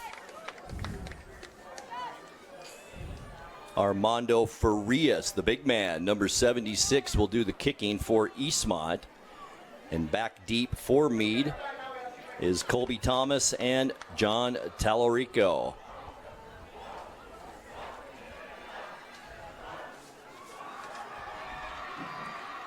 Eastmont will go right to left here in this third quarter. Mead left to right. Here's the big man ready to kick off for Eastmont, as I mentioned, Armando Farias. One step and boom, and the kick is right down the middle, taken at the 5-yard line. Colby Thomas has it. No, that's Johnny Tallarico, and he is buried at the 19-yard line. Nice play on special teams there, number 27 for the Wildcats, and that's Valente Barrios. Special teams plays are so underrated, aren't they, E? Yeah. They're momentum changers also. Yes, like block punt, block field goal we saw a little while ago. A couple of good returns from Eastmont for good field position. So Mead will have it. First possession of the second half at their own 19-yard line, just underway. Great to have you along tonight here on the NCWLIFE Channel. Colby Danielson in at quarterback, dangerous quarterback. In shotgun, handoff. Here's Harkness, the big running back. Rumbles his way over the 20 to about the 22, and we'll give him 2 yards on that first down carry.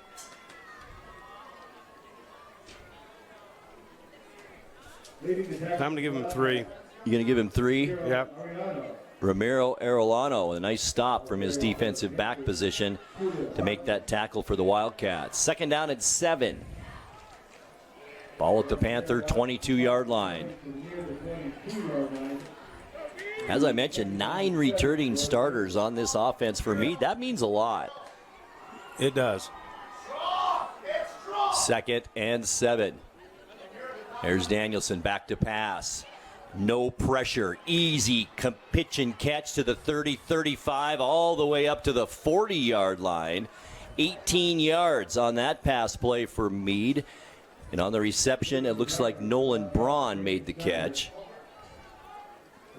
Yeah, had plenty of time in the pocket. It was a crossing pattern. Braun came across the middle.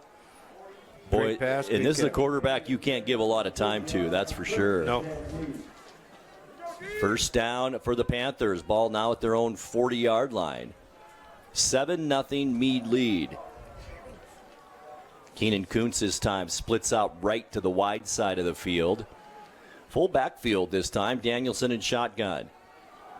Here's Harkness with a lead blocker right up the middle. Nothing fancy about that one. 5 yards on first down. Will bring up second down and 5. Tackle made by Connor Praser that time for the Wildcats. I think Mead has a plan of kind of mixing the run and pass here in this second half. They tried it in the first, weren't so successful, but seem to be settling things down here a little bit. 10 minutes left third quarter. There's Danielson. He's going to keep it. Originally hit in the backfield. Shakes loose, but he can't shake all of them loose. The ball's on the ground, and they're going to call him down at the 39-yard line. Yeah, he was. That was Seth Stone in there, making a nice play from his defensive back position for the Wildcats. That'll be a loss of 5 yards, taking the ball back to the original line of scrimmage at the 40-yard line. Big defensive play for Eastmont there, third down and 10.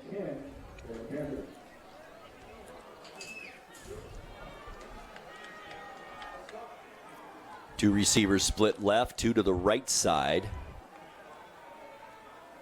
There's Danielson in shotgun again. Back to pass, looks right, goes left instead, inside screen, and a nice one up the middle and still on his feet, maybe enough for a first down. On that reception, Madden Robb for a 10-yard pitch and catch, and that is enough for a Mead first down, or will they measure? Oh, they're going to give him a first down right at midfield. Yeah, great play. I like those inside screens. You get the right block from a wide receiver out there, and you've got some open field. Yeah, and he's catching it on the run, so he's going forward. He's on his way there. It's not quite a slant because he does kind of delay, so Right. It's not quite like a slant, but it's sure a good play, as you said. 1st and 10 for Mead, right at midfield. Danielson, shotgun, handoff, nice defensive play that time for the Wildcats. On a carry up the middle, and it just went right. In fact, there was a loss of one on the play.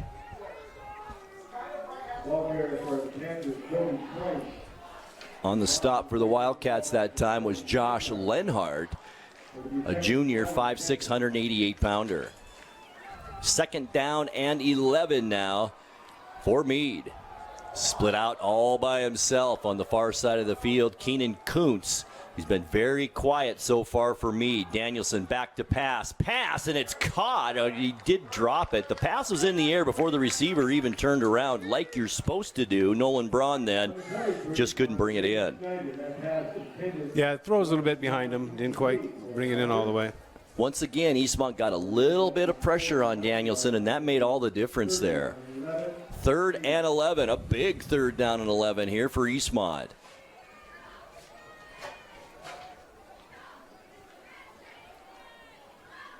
Over 4 minutes now on this possession for Mead to start off this second half. Danielson shotgun. 4 receivers again in the offensive set. Looks like a little bit of holding. Danielson has a wide open toss downfield. The receiver is kind of bumped out of bounds, but that ball was not catchable anyway. And that'll bring up 4th down and 11 now. I would think Mead would punt this one and pin Eastmont back, but we'll have to wait and see, especially since it's 11 yards to go. Yeah. The smart move would be to punt it down there, play defense. And here comes the punting unit for Mead. Good defensive stand by the Wildcats there. Mead had that ball a long time here to start this 3rd quarter. Quentin Pacheco on to do the kicking, and Schneider back to receive for Eastmont. Calls for fair catch and makes the catch at the Eastmont 19. So now the Wildcats have it the first time this half. Down 7-0, ball deep in their end at their own 19. We'll see what the offense can come up with here. You know, one thing I'm impressed with so far, there have been no turnovers. Boy, there really hasn't, has there? No, not one. And, you think about it, there haven't been a lot of penalties really either for the first game of the season. No, Eastmont got hurt twice in the first half, and that's been about it. A couple here and there. And Mead jumped off, gave Eastmont a first down, a couple of those penalties. Nice fake handoff, and that gave room to Mr. King, Colby King. It just escaped me for a second, but a nice run around the right side, and that's enough for a first down. All the way up to the 32-yard line. 13 yards on that carry for King. That's what Eastmont needs on first down. Yep. And that's good for another Eastmont first down. Gale brings the team up to the line of scrimmage. Gunnar Peterson behind him. 4 receivers this time for Eastmont as well, and it's an end reverse, and it's a good one. Here's Ruffins. Just needed a block. He escaped the tackler, still on his feet at the 45, and gets wrangled down at the Mead 44-yard line. 24 yards on that play, and a great play for Austin Ruffins. That's a talented athlete out there, both in basketball and football. Yeah, that was a great play. A couple of broken tackles. 2 plays, 2 big plays. 2 runs. That's right. Eastmont has it at the Mead 44-yard line, down by a touchdown. Gale, handoff. Here's Peterson up the middle. Can't get a whole lot of room there, and a nice tackle by Mead's Chris Gross, the junior linebacker. Gain of 2. 2nd down and 8 now for Eastmont.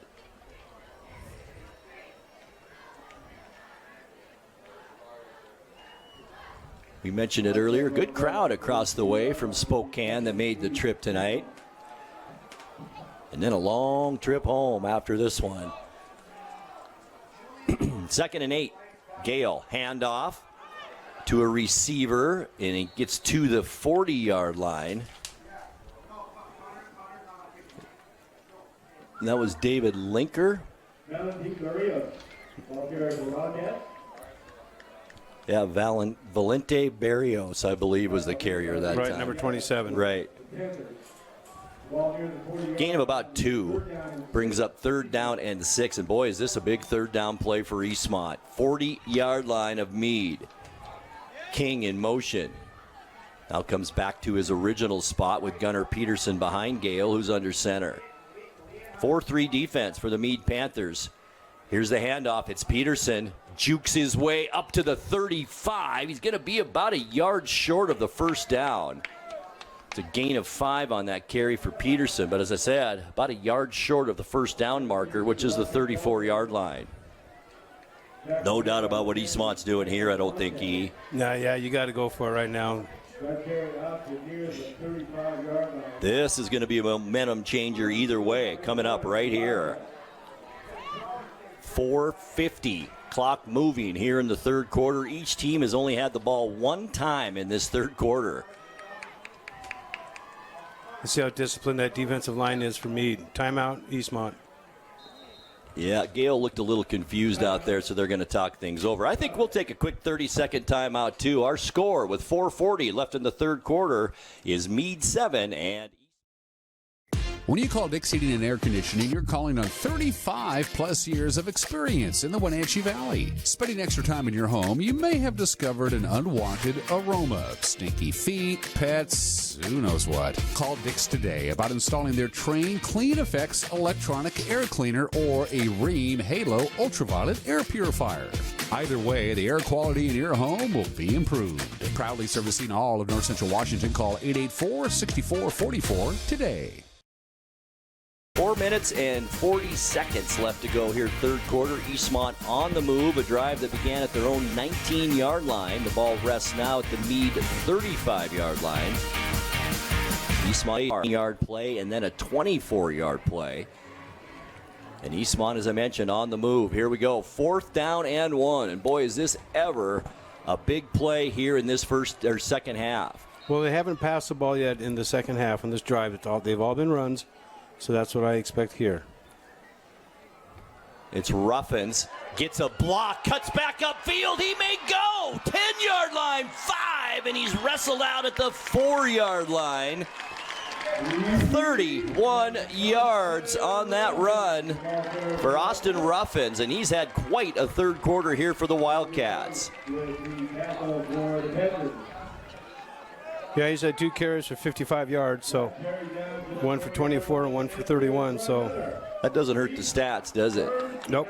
1st and goal from the Mead 4-yard line. Eastmont trying to tie this one up here late in this 3rd quarter. Remember, we chatted earlier about all those inside runs. Might have set Mead up for the outside run, and they faked the inside run and gave it to Ruffins on the outside. Boy, and Ruffins got a great block on the outside there, too.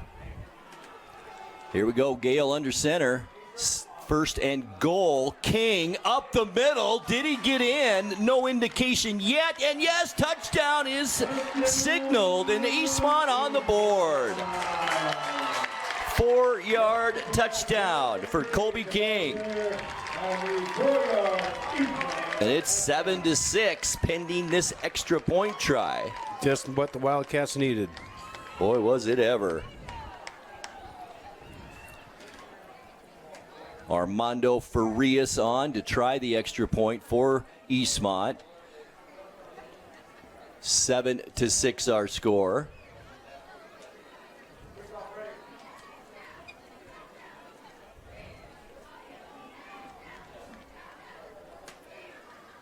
That was a great drive by Eastmont, that's for sure. 81 yards on that drive. Yeah, all runs, no passes. That's right. That's Eastmont football, really, isn't it? Yep. Yeah. All right, here we go. Farias on for the point after. Holds good. Snap is down. The kick is up, and it's good. 4:25 left to go. Third quarter. It's Eastmont 7 and Mead 7. We're back to Wildcat Stadium in 60 seconds. Stay with us. Hi, my car's making a funny noise. Not a problem. We'll take care of you. Global Car Care's technicians are ASE Master Techs and well versed in the more refined methods of vehicular diagnostics. Number 3 piston and rings have a slight loss of compression, down to 108 pounds. Your transmission is slipping. You're gonna need a service. Looks like you all set. These guys? They're good. Oh, and your spare is flat.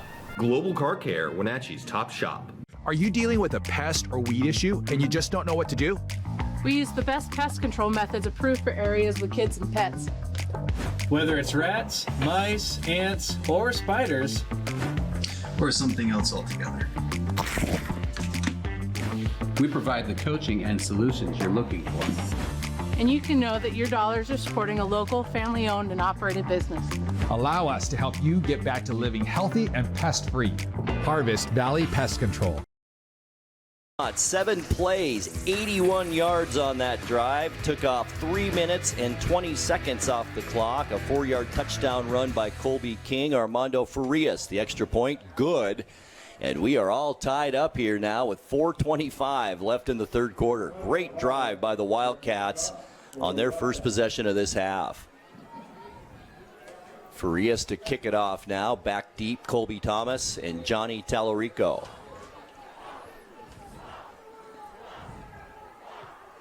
Here's the kick once again, end over end, taken at the 6-yard line this time by Tallarico.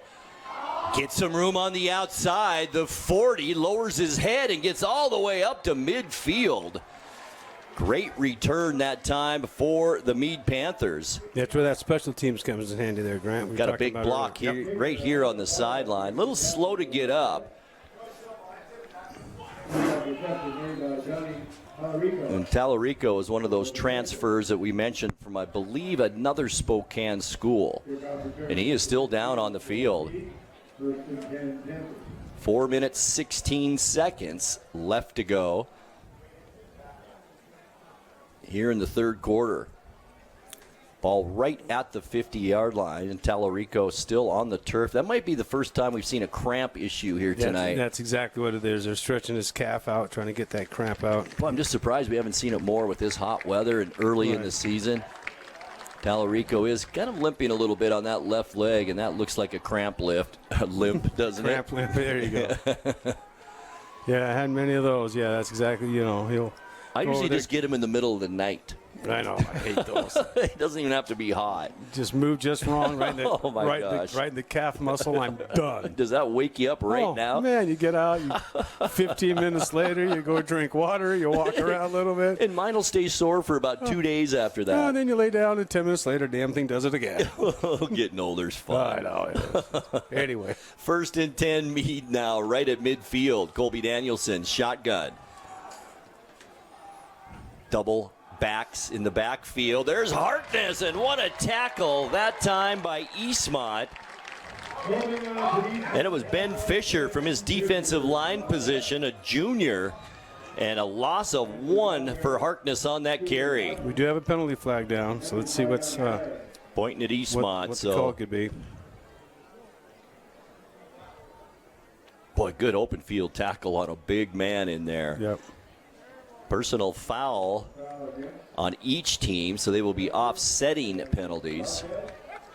Maybe a little extracurricular after the play is what we had there. I didn't see anything. But. Nonetheless, it'll still bring up 2nd down and about 10, so no gain on that run for Harkness. Had some room to run early in this game, but hasn't had much here since about the first quarter, has he? No, he's gained 7 yards the last 4 carries. So. Right. Eastmont's putting a little hurt on him now. Ball remains at the 50-yard line with 4:03 now left to go here in the third quarter. Danielson shotgun. Chris Gross in the backfield with him. Danielson flushed out of the pocket. He has that speed, 50, 45, and just like that, scrambles for about a 5, maybe 6-yard gain. They're going to mark him right at the 45, so it is a 5-yard run. He might end up being the leading rusher in this game.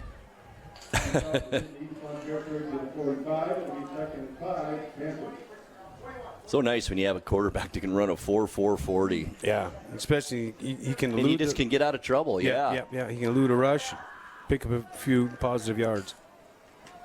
2nd down and 5 now for the Mead Panthers. Colby Thomas this time split out far to the left side. Here on the near side is Max Workman.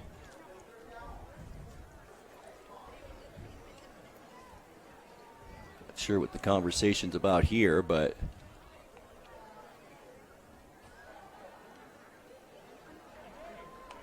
I think they're trying to figure out what down it is, and it's 3rd down. I kind of wondered about that, E. No gain on the first play, and then this 5-yard run. It is 3rd down. Well, the Mead coach has something to say over there. He's out on the partway in the field talking to the linesman over there now. Wants to talk to the white hat. Coach Keith Stamps, as we mentioned, a 1998 graduate of Mead High School. Returning mid-season in 2021 or 2020 to his alma mater. I don't think there's any doubt about what down it is. No gain on 1st down and 5 yards on 2nd down. I see it right there in your notes. That's right.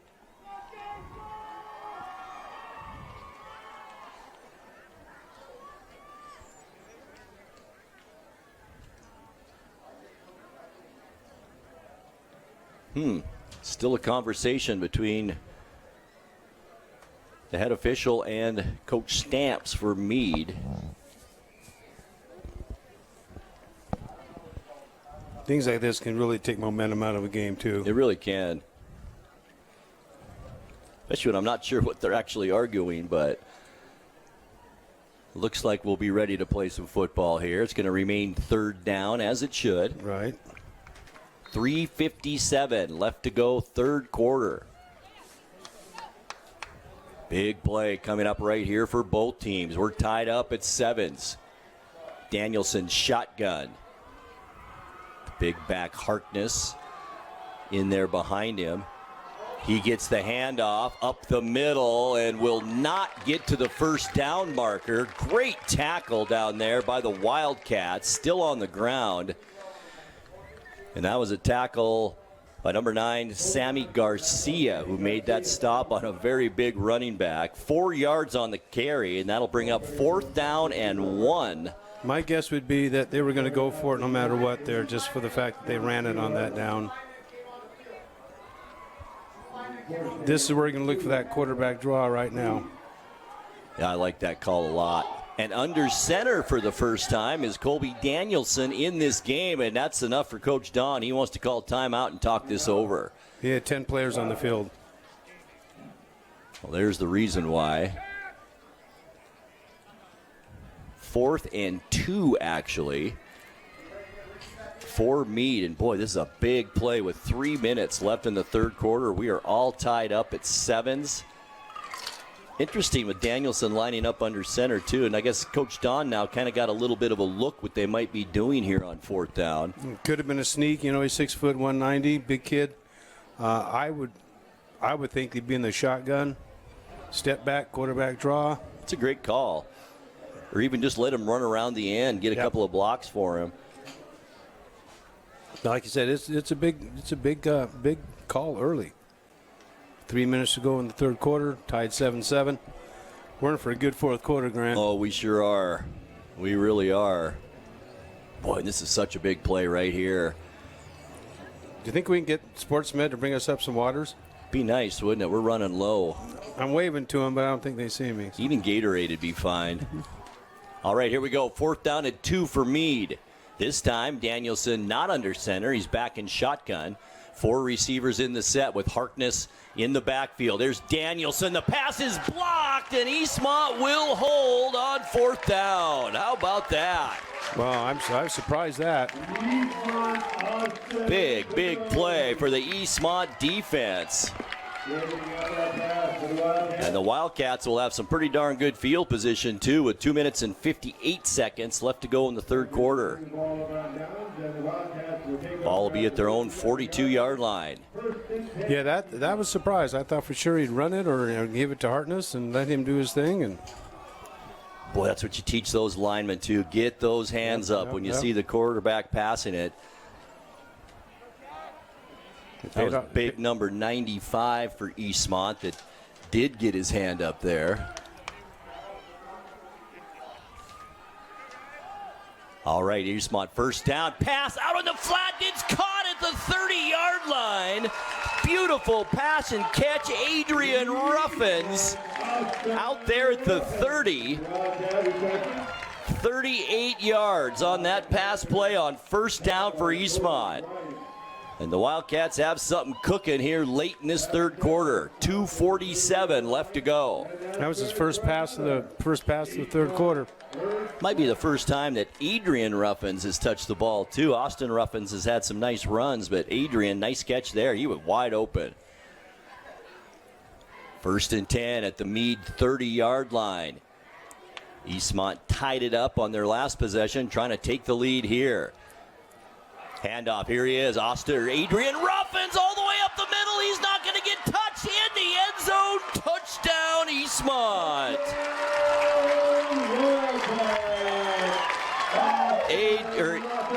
Austin Ruffins, the touchdown run for Eastmont, and that gives the Wildcats the lead. Yeah, fake that inside run, go it outside. They've done that 3 or 4 times after they've established run in the middle. Mead hasn't figured out that outside run yet. I think that Austin Ruffins is going to be a huge part of this offense this season. That's for sure. You run Peterson, and then you give it to Ruffins. All right, Armando Farias on for the point after try for Eastmont. Now with the lead, 13-7.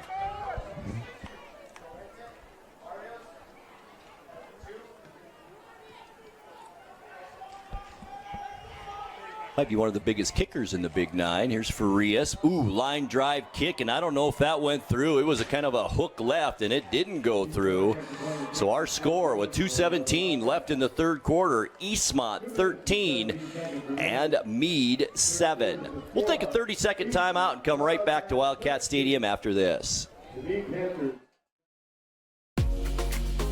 You don't have to be a member to enjoy the view and dine in style at Highlander Bar and Grill, located in East Wenatchee. Highlander Golf Course has added 2 state-of-the-art full swing simulators.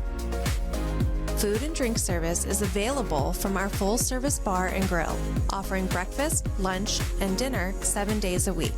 Indoor and outdoor seating available. Call Shalane, our on-site coordinator, to schedule your special event. The road can be a crazy place. Uh-oh! That's why Les Schwab Tires fixes brakes, steering, and more. And those guys don't. Keep driving. I'm just glad Les Schwab puts my safety first, so I can backseat drive with confidence. Help maximize your mileage with a free safety check. Just swing by. Les Schwab Tires, celebrating 70 years of doing the right thing. Plays 58 yards for the Wildcats, highlighted by a 30-yard touchdown run by Austin Ruffins. And here's the kickoff. It's Thomas. Colby Thomas had an opening and just got tripped up. It ends up falling down at the Mead 30-yard line. Halftime score, bit of a surprise there. It's Skyline 13, Wenatchee 10 at the half. That is a surprise. Good for the Panthers. Keep it close. Absolutely. So Mead will have it now here late in this third quarter. 2 minutes, 11 seconds left to go. Ball at their own 29-yard line. Mead 4 plays and turn it over on downs, their second possession this half. The first possession of the second half, Mead had a nice drive going and then turned that over on downs as well. 13-7, Eastmont ahead. Here's Harkness, so patient at that line of scrimmage, but Eastmont converges on him after only about a 3-yard gain. Skylar Bryant, the nice play from his defensive end position for the Wildcats. 3-yard gain for Harkness on first down, brings up 2nd down and 7. Ball at the Mead 32-yard line. This Eastmont defense has really played well this second half, especially against the run, haven't they? Yeah, they have. They've shut them down. Harkness had some openings in that first half, but boy, not many here. All right, 2nd and 7 for the Panthers. 4 receivers, 2 split out left, 2 to the right. Eastmont shows blitz and do come with the blitz. There's Danielson under some pressure, a big lineman chasing him. Danielson gets around everyone and then scampers out of bounds at about, what, the 35-yard line? I guess maybe he went out of bounds way before that, huh, E? Yeah, I don't know. See where this ball. Yeah, he did run out of bounds. He sure did. In fact, he's going to lose a couple of yards. They got 3 yards on first, and now it's back to the original line of scrimmage. 3rd and 10 for Mead. Ball back to where they began at the 29-yard line. Players in and out for the Panthers. Clock stopped at 1 minute and 12 seconds left in the third. Whistle as the players set up, and timeout called by Coach Stamps and the Panthers.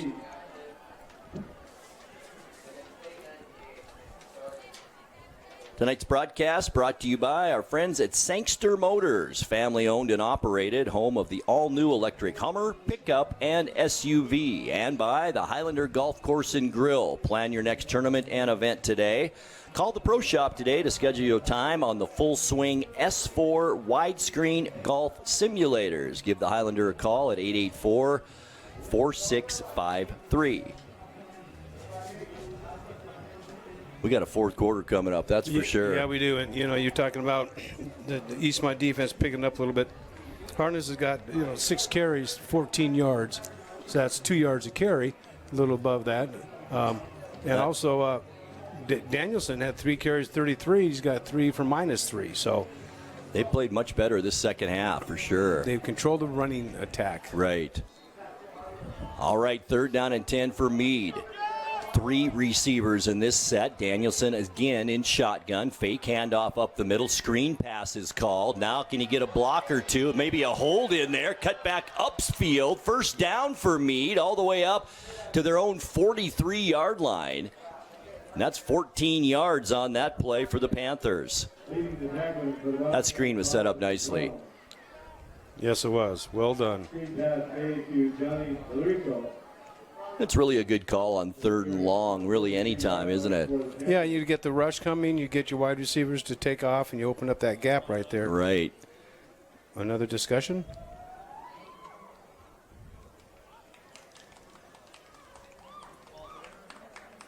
Coach Stamps has lots of questions here tonight.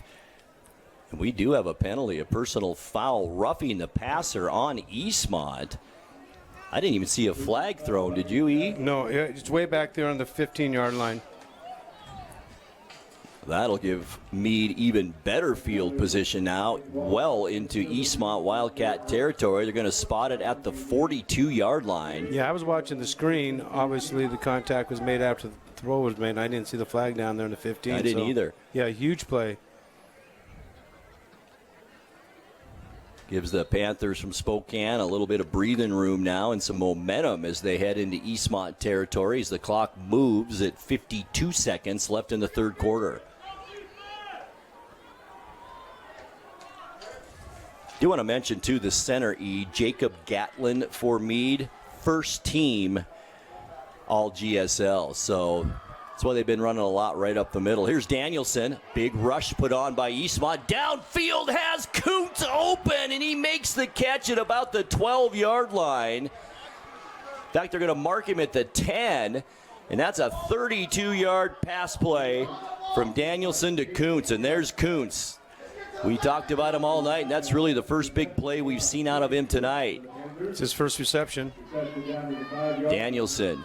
Colby Thomas in motion. Thomas gets the handoff from the left side and goes right into the end zone. Touchdown, Mead. Colby Thomas with the carry. And Mead now has tied it up here at 13s. Remember, Eastmont missed their extra point try on their last score. Basically, 2 big pass plays for Mead tonight has opened up their offense. It really has.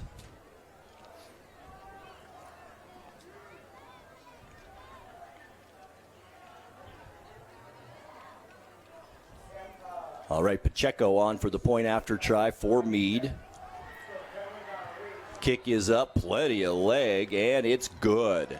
16 seconds left to go here in the third quarter. It's now Mead 14 and the Eastmont Wildcats 13. 16 seconds remaining in the third quarter.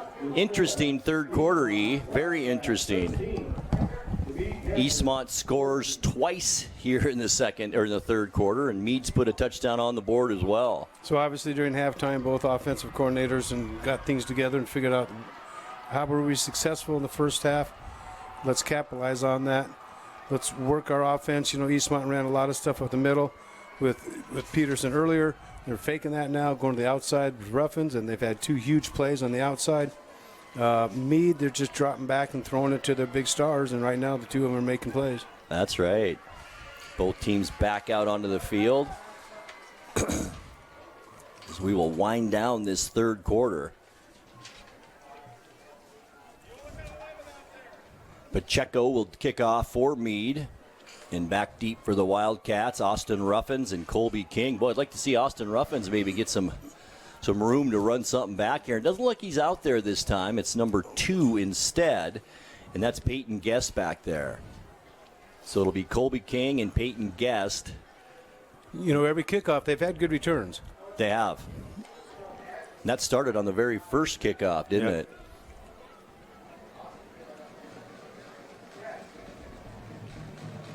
All right, Pacheco ready to kick in this 14-13 game. Short kick this time. That's going to give King another opportunity to run one back. Bobbles the football. Picks it up. He still hasn't got it. And I think Mead may have picked it up, or did they? I think Mead fell on it. We haven't seen any sign yet from the referee. I think they'd be a little more excited than that, too. So Eastmont must have fallen on it over in that far sideline. Nevertheless, boy, King had a running start at that kick. That could have been a big run back. Or a big turnover. Right. Very close to that, too. Ball way back at the 15-yard line for Eastmont with 10 seconds left to go in this third quarter. Eastmont has the ball at the 15-yard line to be first and 10 Wildcats. All right, Luke Gale in the offense comes out. Gunnar Peterson in the backfield behind Gale. Quick handoff. It's Peterson. Has some room up to the 25-yard line. Don't quite give him the 20. I guess it's the 20-yard line is what I meant. So a 5-yard gain for Gunnar Peterson. And that will do it for our third quarter of play. Here at Wildcat Stadium, it's Eastmont 13 and Mead 14. We'll be back with fourth quarter action in 60 seconds. Keep it right here. At the end of 3 quarters of play. The newest generation of GMC Sierra pickups offer the most advanced technology, the strongest selection of powertrain, and everything else you need to work hard, play hard, and explore the boundaries of the Wenatchee Valley and beyond. Take a look at the latest, most luxurious and durable trucks on the market. You will see why GMC is not your grandfather's pickup. You want to bet, kid? We were in Roseburg in the early 80s. Our oldest son, Dan, was a defensive back, a starter on that team. They in fact, became Oregon State champions, setting the first undefeated 14-0 season in Oregon's history. And our kids still talk about that. I go back now, too, and I think about all those great days and great times. The neat thing is that we can go back in today and still enjoy the same quality food that we enjoyed 50 years ago. That's legendary. Tonight's broadcast also coming your way thanks to our friends at Harvest Valley Pest Control. Living healthy, local, and pest-free. You can rest assured with Harvest Valley Pest Control that they're using kid and pet-safe material around your home or your office. Call Harvest Valley Pest Control today for your free estimate, 423-2207. Second down now and 5 for the Wildcats. Ball at their own 20-yard line. Here's King, a blocker in front, but a lot of Mead defenders converging, and King will get nowhere, right back to the original line of scrimmage. I think that play just took a little bit too long to develop, didn't it? Yeah, that was well read by the Mead defense. So we're third down and 5 now.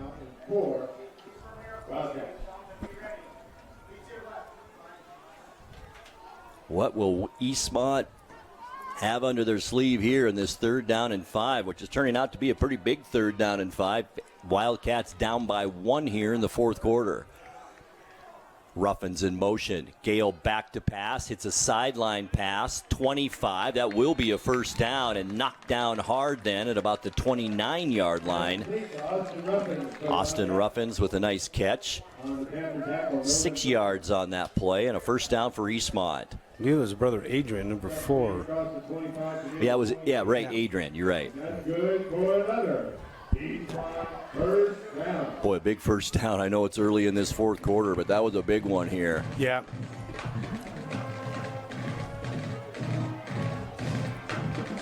First and 10, Wildcats. 10:50 left in this ball game. Handoff delayed to Gunnar Peterson. Cuts back middle of the field. Always keeps those legs moving. And he will get close to the 35, marked at the 34-yard line. Another 6-yard gain for the Wildcats.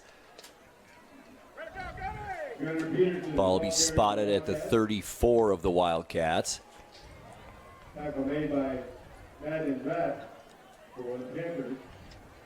Like Michael Dawn has called a really good game tonight, a real good mix of pass and run tonight. And I think we're going to see Gale put it up a little bit more this season than we have in the past, don't you? He could. He's only thrown 1 pass in the second half. So that's true. Right now they're concentrating on the running game, and so far that's been a success. Here's Colby King, turns that corner, loses a football, and a lineman jumps on it for Eastmont. Fortunate play there. Number 64 for the Wildcats makes that recovery.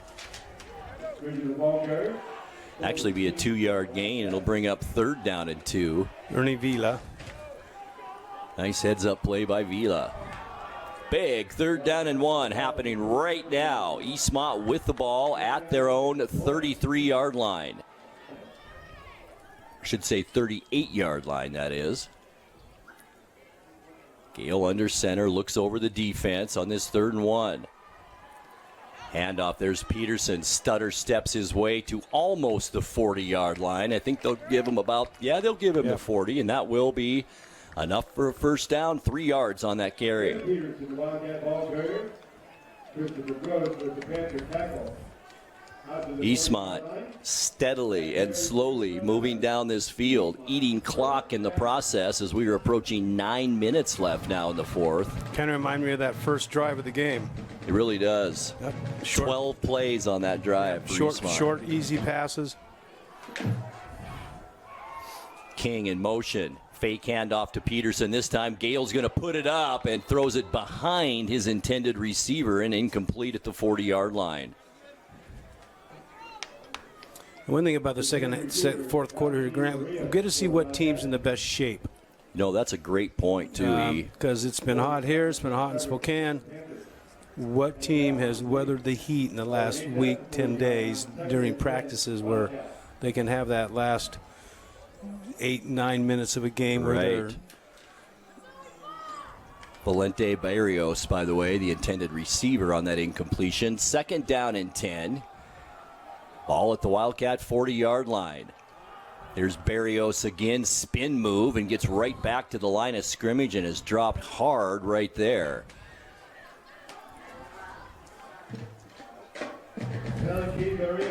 Jacob Gatlin on the stop for Mead. Interior lineman for the Panthers. Brings up 3rd down and 9 now for the Wildcats. Ball at their own 41. Gale with the play from Coach Don. Surprised Austin Ruffins isn't in there right now, aren't you? Yeah, taking a breather. Big playmaker. He is down on the sideline. I see him talking to Coach Don. But he'll watch this 3rd down and 9. Gale back to pass. Under pressure from behind. On the run now. Tries to find a receiver. Was he in at the 41? He makes the catch. What a catch for the Wildcats. And Adrian Ruffins had that 1 foot down. What a catch by Ruffins.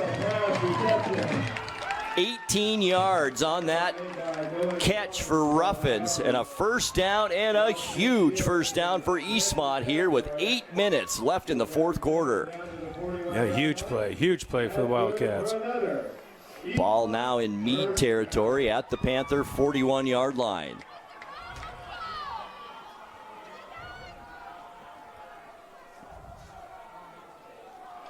Gale under center. Jace Travato also in on this play. Run right up the middle and a nice gain to the Mead 35. 6 yards for Peterson on that carry.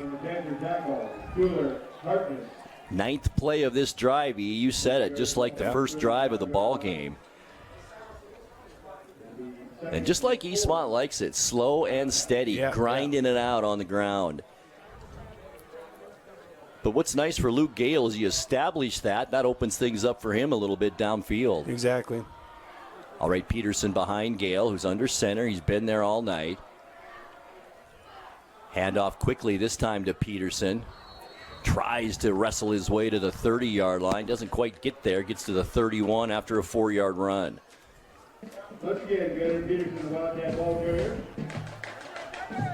Clock continuing to tick away. We're now just dipped under 7 minutes left in the 4th quarter. Good. Keep running that ball. Maybe we can get outside where it's cooler here in a little while. Oh, man. It has cooled down. 3rd down and a short one for Eastmont right here. Another big play for the Wildcats. Down by 1, 14-13. Handoff. Here's King holding that ball with 2 hands, and I don't think he got there. It's going to be awfully close. Looks like they mark him about a yard short, isn't it? Boy, or even less than that. It does look like about a yard. You're right. So this brings up 4th down now and 1. No question about what's happening here for the Wildcats. 6.5 minutes left to go in this game.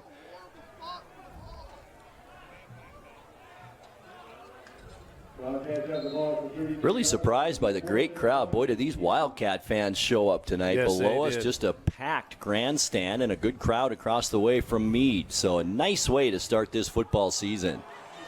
All right, huge 4th down and 1 right now for Eastmont. Peterson in the backfield. King in motion, whistles before the snap. And a timeout called by Coach Don. We'll take a quick timeout, too. Our score, 14-13 Mead with 6:13 left. Stay with us. When your heating or cooling system is giving you trouble, call the diagnostic doctor from Dick's Heating and Air Conditioning.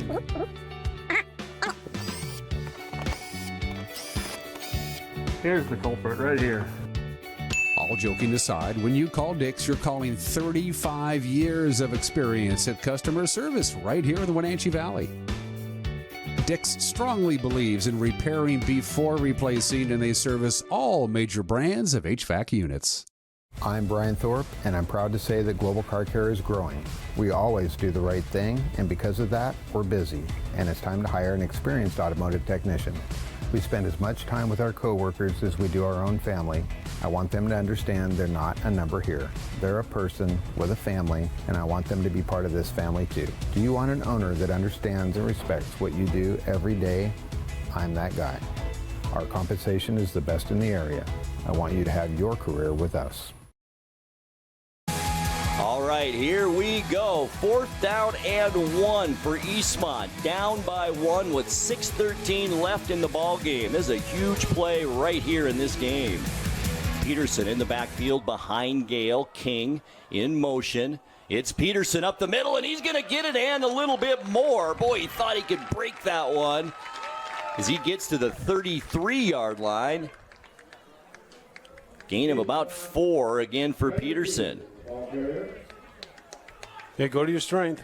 Whew, Peterson's having a pretty solid second half here. That carry down to the 27-yard line is good for another. 8 carries for 34 yards, 35 yards. Pretty 8 solid. Carries, 35 yards. Pretty solid. I think most teams would take 4 yards a carry out of their running back all day long, wouldn't they? Yep. All right, 1st and 10 now, Wildcats. Ball at the Mead 27-yard line. 5:39, clock moving in the 4th quarter.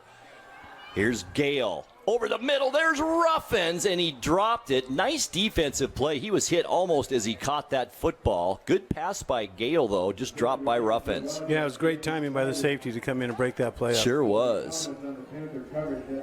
It's Colby Thomas, who's had himself a night as well, both on offense and defense, making that defensive stop. Speaking of stop, clock stopped now with 5.5 minutes exactly left to go. It's been a good football game here tonight. Yes, it is. About time for that sweep with the Ruffins, isn't it? I agree. 2nd and 10 now. Ruffins in there. But it's Adrian Ruffins. Here's the handoff. King again. King to the outside. But boy, just can't turn that corner. Another good defensive play by Mead, led by Chris Gross again, the junior linebacker. No gain again.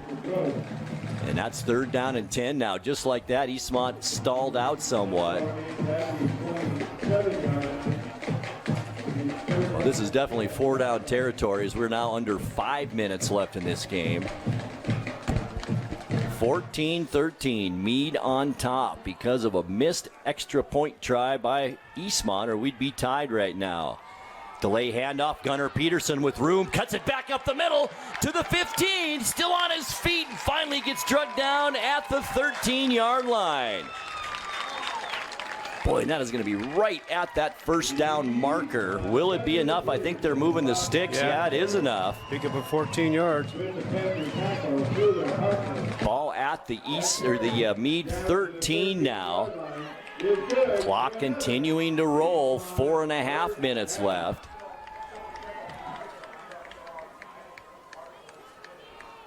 Fifteenth play of this drive right there. 16th coming up. Just think about it, E, as whistles blowing a timeout called by Mead. This drive started with 10 seconds left in the 3rd quarter. Eastmont has had this football the entire 4th quarter. Isn't that amazing? There's only 4 minutes left. That's crazy. Yep. Boy, that's a drive to put a game away. Now if Eastmont can just capitalize here.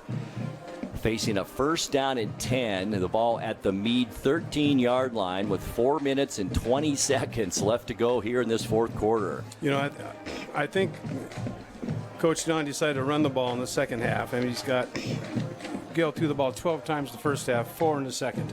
Right. So they've really concentrated on running the ball, which, you know, with their, I think is their strength. It is. Up the middle with Peterson and the. Well, when you run a wing T, that's your strength. That's for sure. Right. And a couple of short passes to keep the defense honest. So what do you do? Let's say Eastmont scores here. Do you go for 2 then, or you just go for the extra point and keep it a 6-point game? I think you got to go for 2.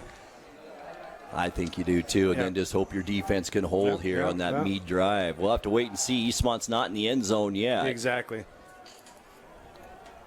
As I mentioned, 1st and 10. The ball is at the Mead 13-yard line.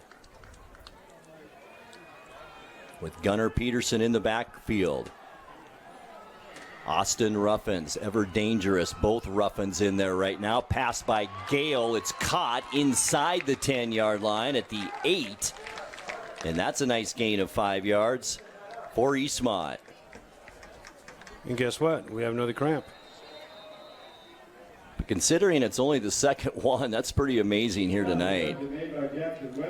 We were about mid-90s at kickoff, or at least before kickoff, and low 90s during that first half. That's Jackson West, the wide receiver for Eastmont. West, the junior wide receiver. And boy, that looks like a cramp big time right there, too. Rub it out and pour some water down him, right, E? That's right. Second down and 5. Ball resting at the Mead 7-yard line. King in motion. Gale under center, looks over the defense, that 4-3 Mead Panther defense. It's Gunnar Peterson, not much this time. Gang tackled at the point of attack.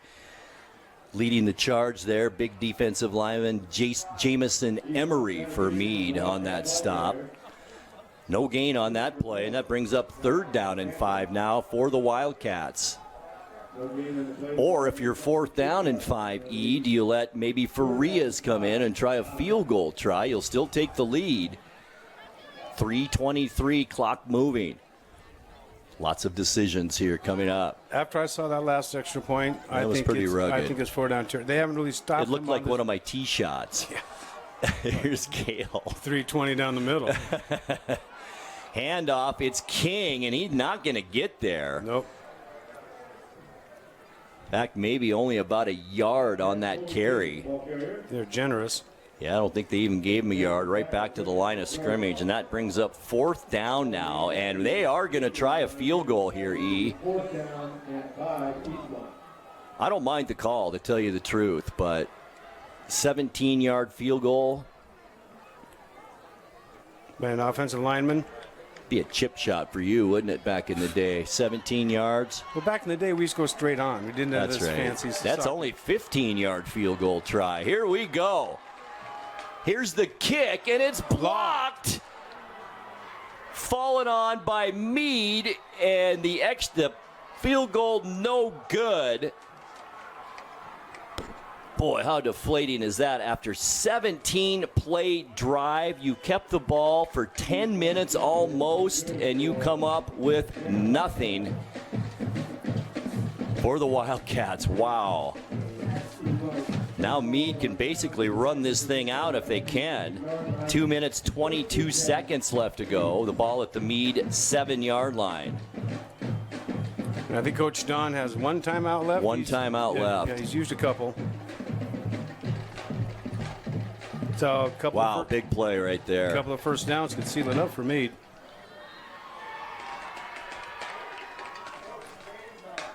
Might be a lot of the big man Harkness here down the stretch.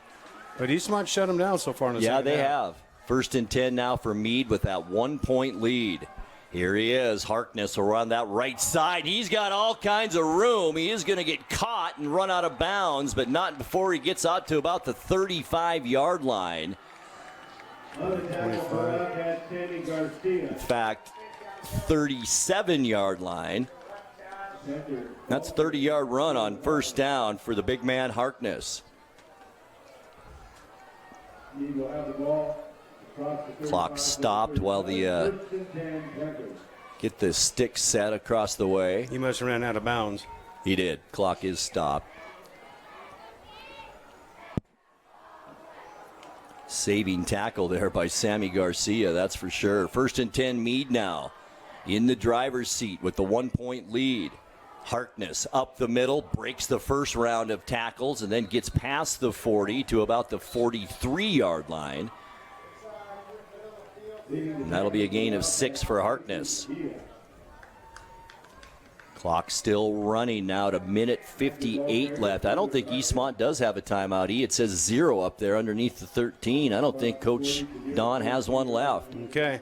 And it looks like Mead does have one left. They're not going to use that. A minute 45 left to go. They were smart. They snapped with about 2 seconds to go on the shot clock.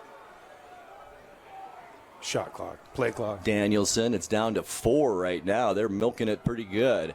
Handoff and nothing doing. In fact, a loss in the backfield. Good play. Connor Praser, one of the first players there on defense for Eastmont. Leading the tackling for the Wildcats. That'll be a loss of what, about 3? Yep. But the clock keeps moving. Sure does. 3rd down now and 7. Boy, Coach Don would love to have one of those timeouts in his back pocket right now, E. Yeah, I think you're going to run the ball on this. 1 minute left now. I don't think you risk an incomplete pass. I think you run it here. Keep that clock moving, even if you don't get it. Yeah, I agree with you. Danielson shotgun. Delay a game. Didn't get it off in time. Nope, he didn't. Unless he called the timeout. Yeah, they had one left, so they did get one in. You know what? We'll take a quick 30-second as well. 47 seconds left in our game. It's Mead 14 and Eastmont 13. We're back to Wildcat Stadium in 30 seconds.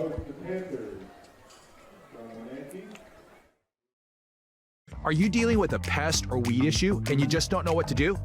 We use the best pest control methods approved for areas with kids and pets. Whether it's rats, mice, ants, or spiders. Or something else altogether. We provide the coaching and solutions you're looking for. And you can know that your dollars are supporting a local, family-owned and operated business. Allow us to help you get back to living healthy and pest-free. Harvest Valley Pest Control. Post. Nope.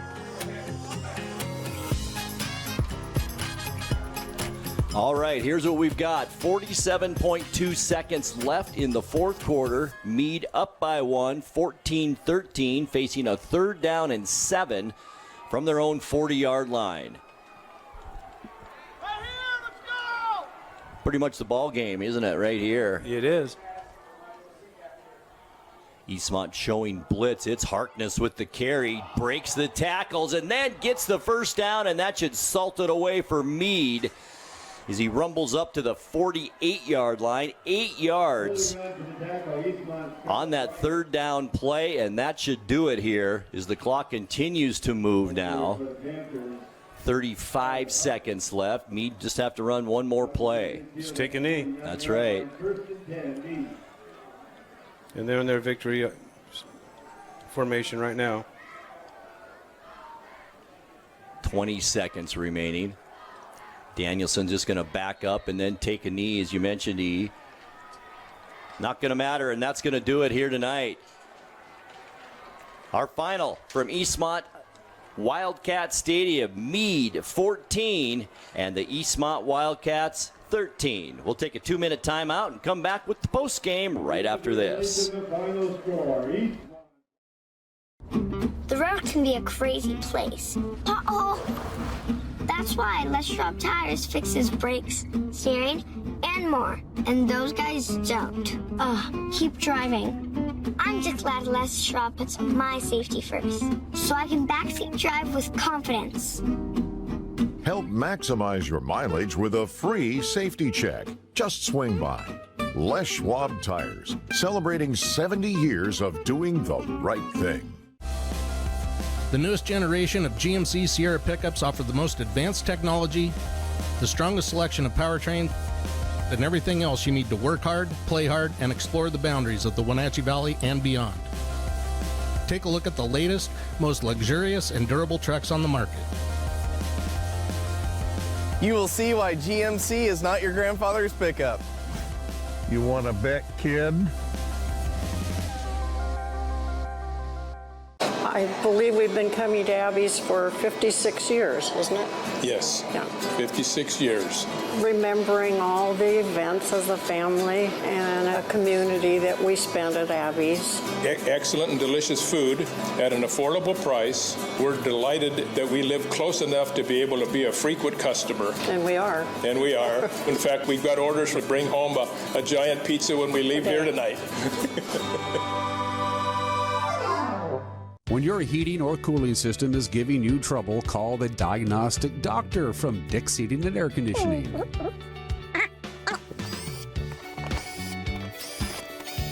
Here's the culprit right here. All joking aside, when you call Dick's, you're calling 35 years of experience at customer service right here in the Wenatchee Valley. Dix strongly believes in repairing before replacing, and they service all major brands of HVAC units. All right, post-game show begins here on the NCWLIFE Channel, where our final score, the Mead Panthers come to Wildcat Stadium and survive it by winning here by 1 point, Mead 14 and Eastmont 13, all because of a missed extra point, or we'd be talking overtime probably right now, E. Yes, we would. You know, you look at my drive sheets, and Eastmont really dominated this second half. Their first 2 drives of the second half, touchdowns to take the lead, and then Mead, that big touchdown late in the game, and that really socked it away for the Mead Panthers. But boy, Eastmont sure came out very strong in that third quarter. Yeah, time of possession I know was leaning towards Eastmont a lot, but at the very end, you got to make those plays at the very end of the game. And Eastmont controlled the ball, they controlled tempo. They didn't quite finish when they needed to finish. Well, they had an 18-play drive, their last drive, and a 15-yard field goal try, or was it 25 yards? It was 25. 25-yard field goal try that was blocked, and that would have given Eastmont the 16-14 lead. We could be talking about something totally different yes, we right could. now. Yes, we would. All right, let's take a look at those stats, E. All right, well, for the Mead Panthers, Kobe Danielson was 11 for 18, 200 yards. Skylar Harkness had 18 carries for 98 yards. Really good game for those two. For Eastmont Wildcats, Luke Gale, 7 for 17, 130 yards.